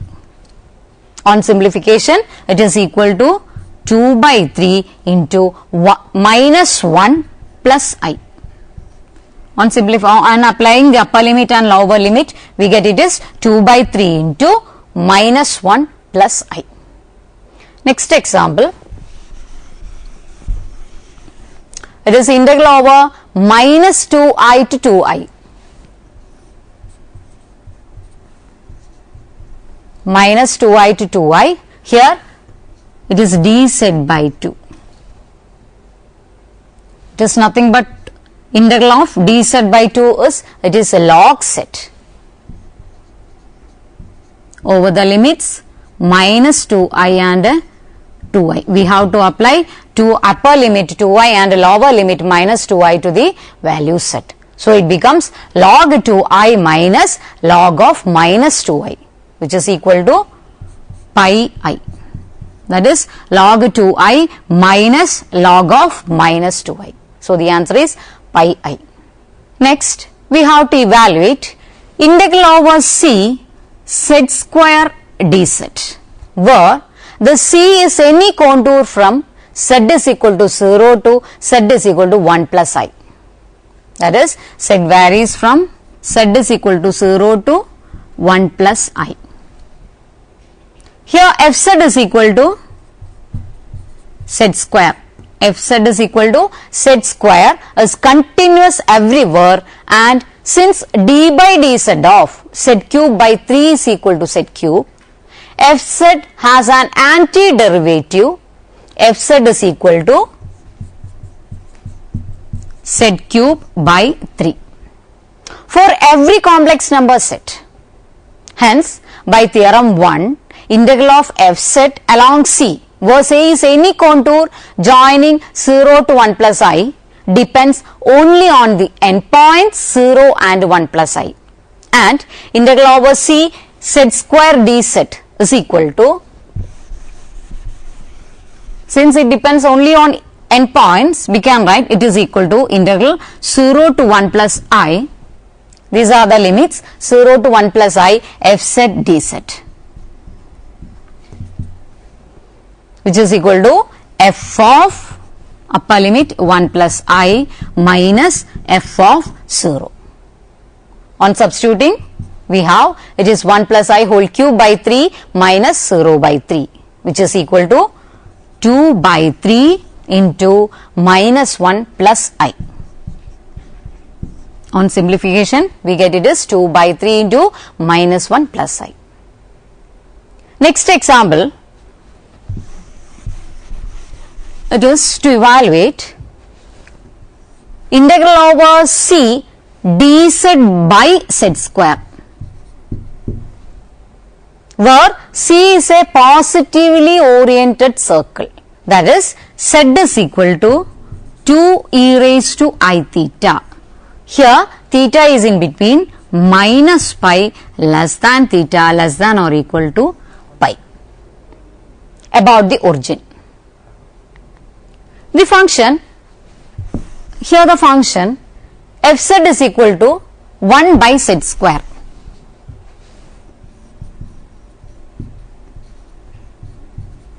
By z square, where of course the z not equal to 0 is continuous everywhere except at the origin and has an antiderivative fz is equal to what? It is minus 1 by z. Of course, here also z not equal to 0. In the domain mod z greater than 0, consisting of the entire z plane with the origin deleted. Hence, by the equivalence of statements A and C in theorem 1, integral over C dz by z square is equal to 0. Next example, that is, here we have to evaluate integral over C e raised to pi z dz,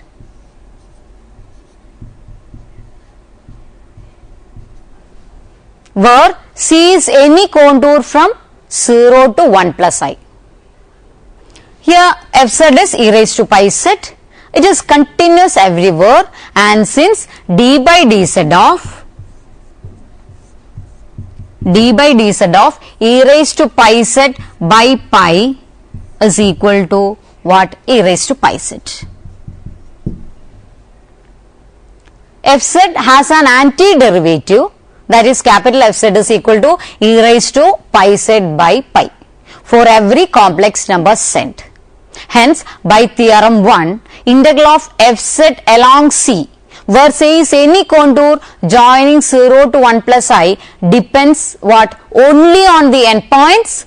Here it is 0 and 1 plus I, and integral over C e raised to pi z dz. Integral over C e raised to pi z dz can be written as, which is equal to integral over lower limit is 0, upper limit is 1 plus I fz dz. This can be written as what? F of upper limit we have 1 plus I minus f of 0.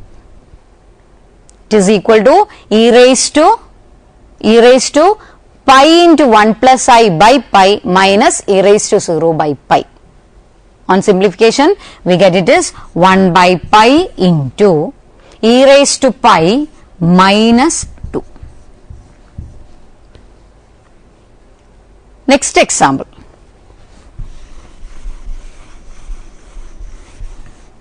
Next example is to evaluate integral over C 1 by z dz,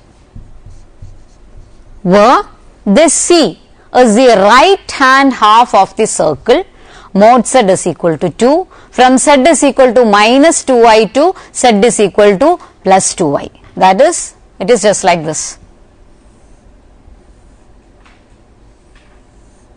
This is our 2i, this is our minus 2i.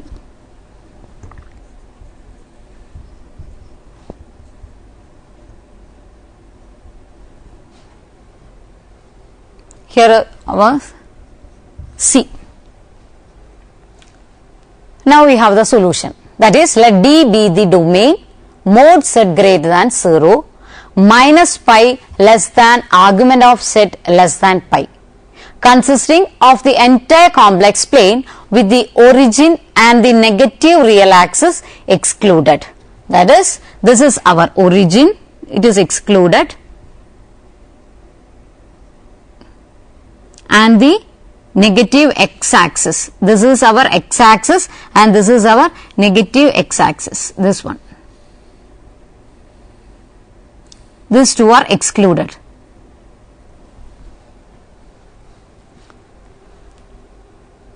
C is a contour joining minus 2i to 2i. So, this is, here C is just like this, it is from minus 2i to 2i, and it is contained in the domain D.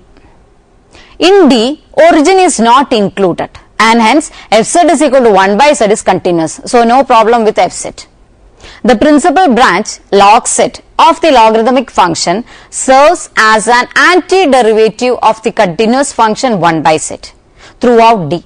Hence, we take fz is equal to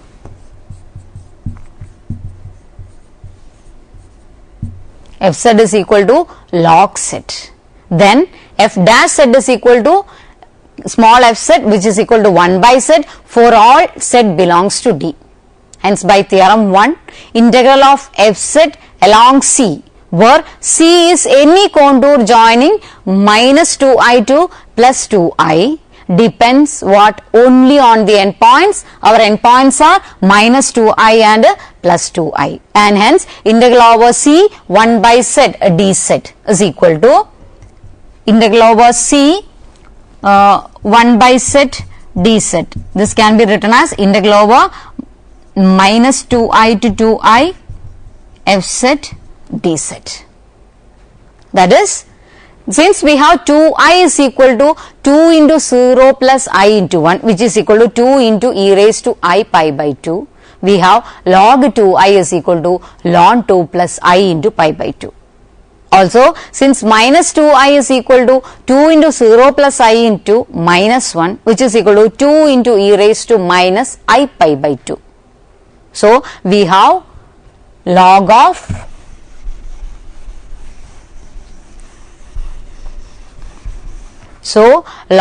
minus 2i, which is equal to ln 2 minus I into pi by 2. Similarly, we have stated log 2i is equal to ln 2 plus I into pi by 2. So, it is equal to, so altogether it is equal to what? Ln 2 plus I into pi by 2, that is our first term, ln 2 plus I into pi by 2, minus, second one is ln 2 minus I into pi by 2, which is equal to pi I. On simplification, the answer is pi I. Next example is, use an antiderivative to evaluate the integral over C z raised to 1 by 2 dz. Integral over C z raised to 1 by 2 dz, where the integrand is the branch integral over C z raised to 1 by 2 is equal to square root of,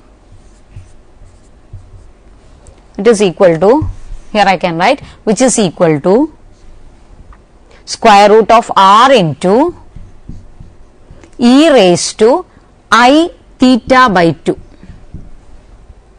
Here r is greater than 0 and theta lies in between 0 and 2 pi, that is 0 less than theta less than 2 pi of the square root function, and C is any contour from z is equal to first one, that is C is any contour from z is equal to minus 3 to z is equal to 3, which except for its endpoints lies above the x axis.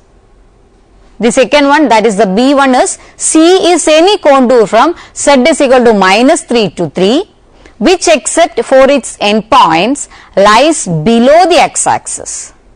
And third one, C is any closed contour in the counterclockwise direction passing through z is equal to minus 3 and z is equal to 3, which except for the point z is equal to minus 3 and z is equal to 3 contains no other points of x-axis.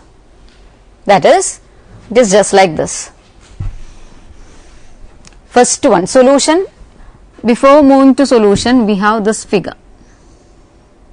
This is our minus 3, here it is our x-axis, y-axis, this is our 3.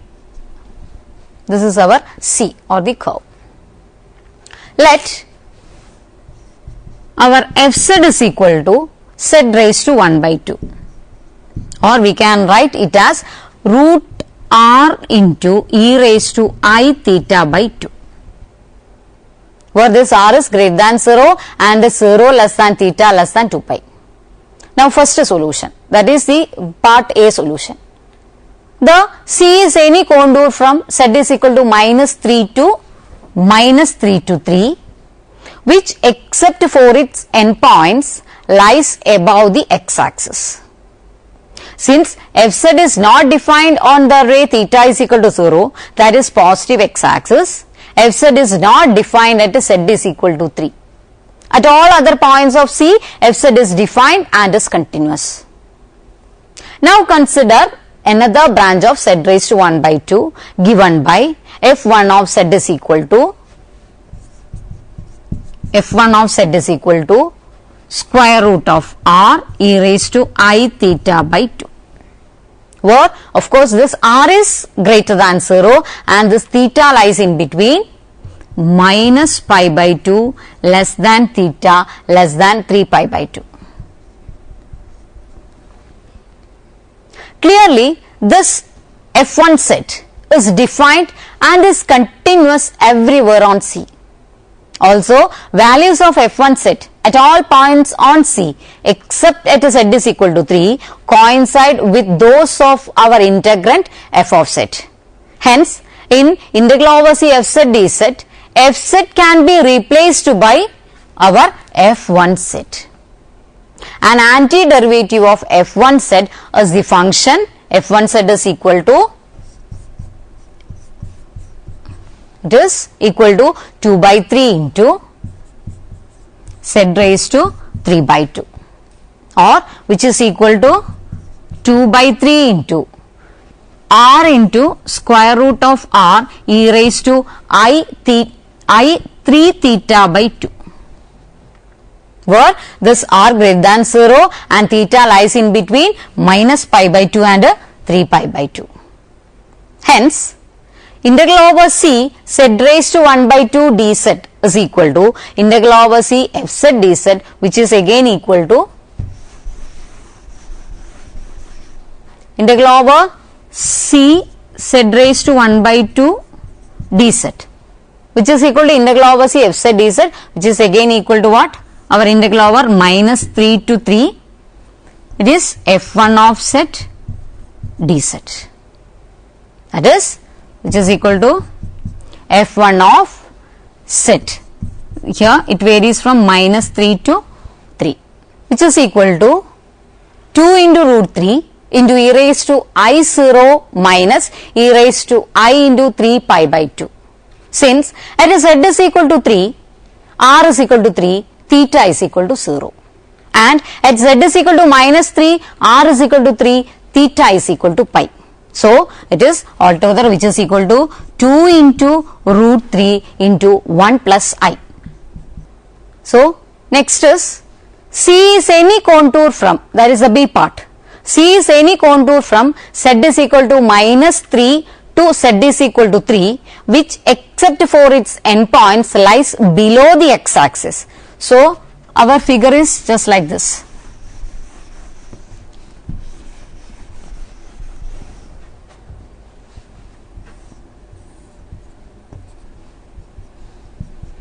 It is again from minus 3 to 3, but it lies below the x-axis.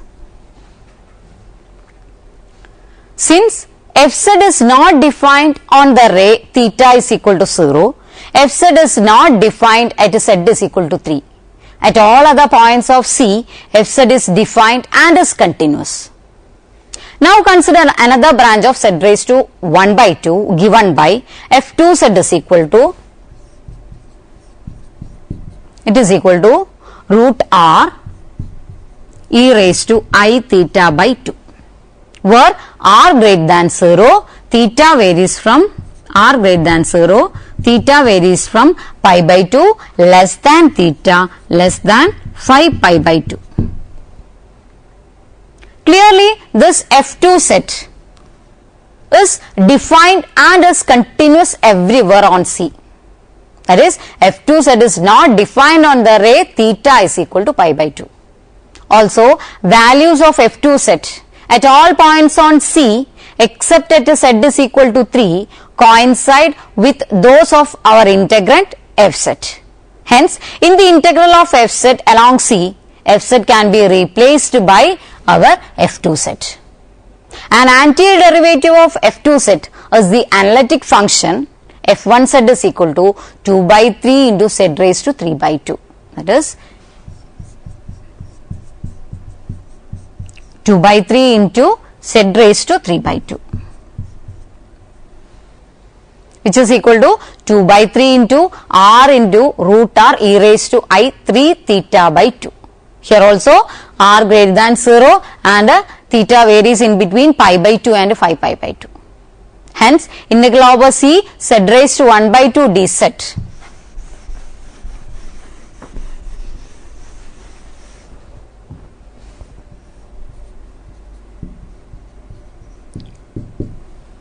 which is equal to integral over C f z dz. It is again equal to lower limit is minus 3 up to upper limit 3 f2z dz, that is equal to f2z over the limits minus 3 to 3, which is equal to 2 root 3 into e raised to I 3 pi minus e raised to I 3 pi by 2, that is which is equal to e raised to I 3 pi minus e raised to I 3 pi by 2. Since at z is equal to 3, r is equal to 3, theta is equal to 2 pi, and at z is equal to minus 3, r is equal to 3, theta is equal to pi. Therefore, it is equal to 2 root 3 into 1 minus 1 plus I. This is the answer of the second part. Next we have, that is the C part. Here C is a closed contour in the counterclockwise direction passing through z is equal to minus 3 and z is equal to 3, which except for the point z is equal to minus 3 and z is equal to 3 contains no other points of x axis. That is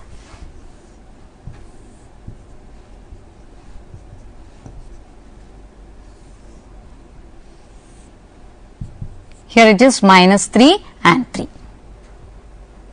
Then C can be written as C is equal to C2 minus C1, where C1 is the contour which is the part of C above the x axis and which extends from minus 3 to 3. Here we have the C1.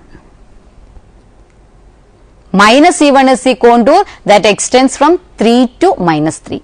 And C2 is the contour which is a part of C below the x axis and which extends from minus z is equal to minus 3 to z is equal to 3. That is, here is our C2.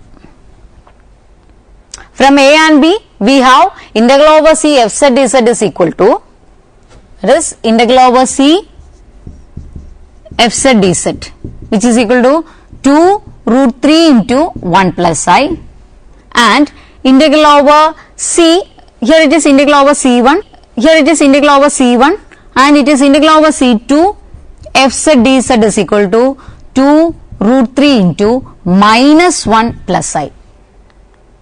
Hence, integral over C z raised to 1 by 2 dz.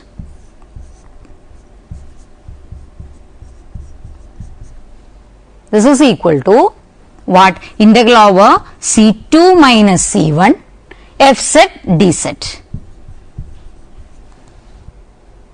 And we can write this as it is integral over C2 f set d set. It is integral over C2 f set d set minus integral over C1 f set d set. So, by substituting the values here, the final answer is, it is minus 4 root 3. So, here comes our proof. Hope you enjoy the session. See you next time. Till then, take care.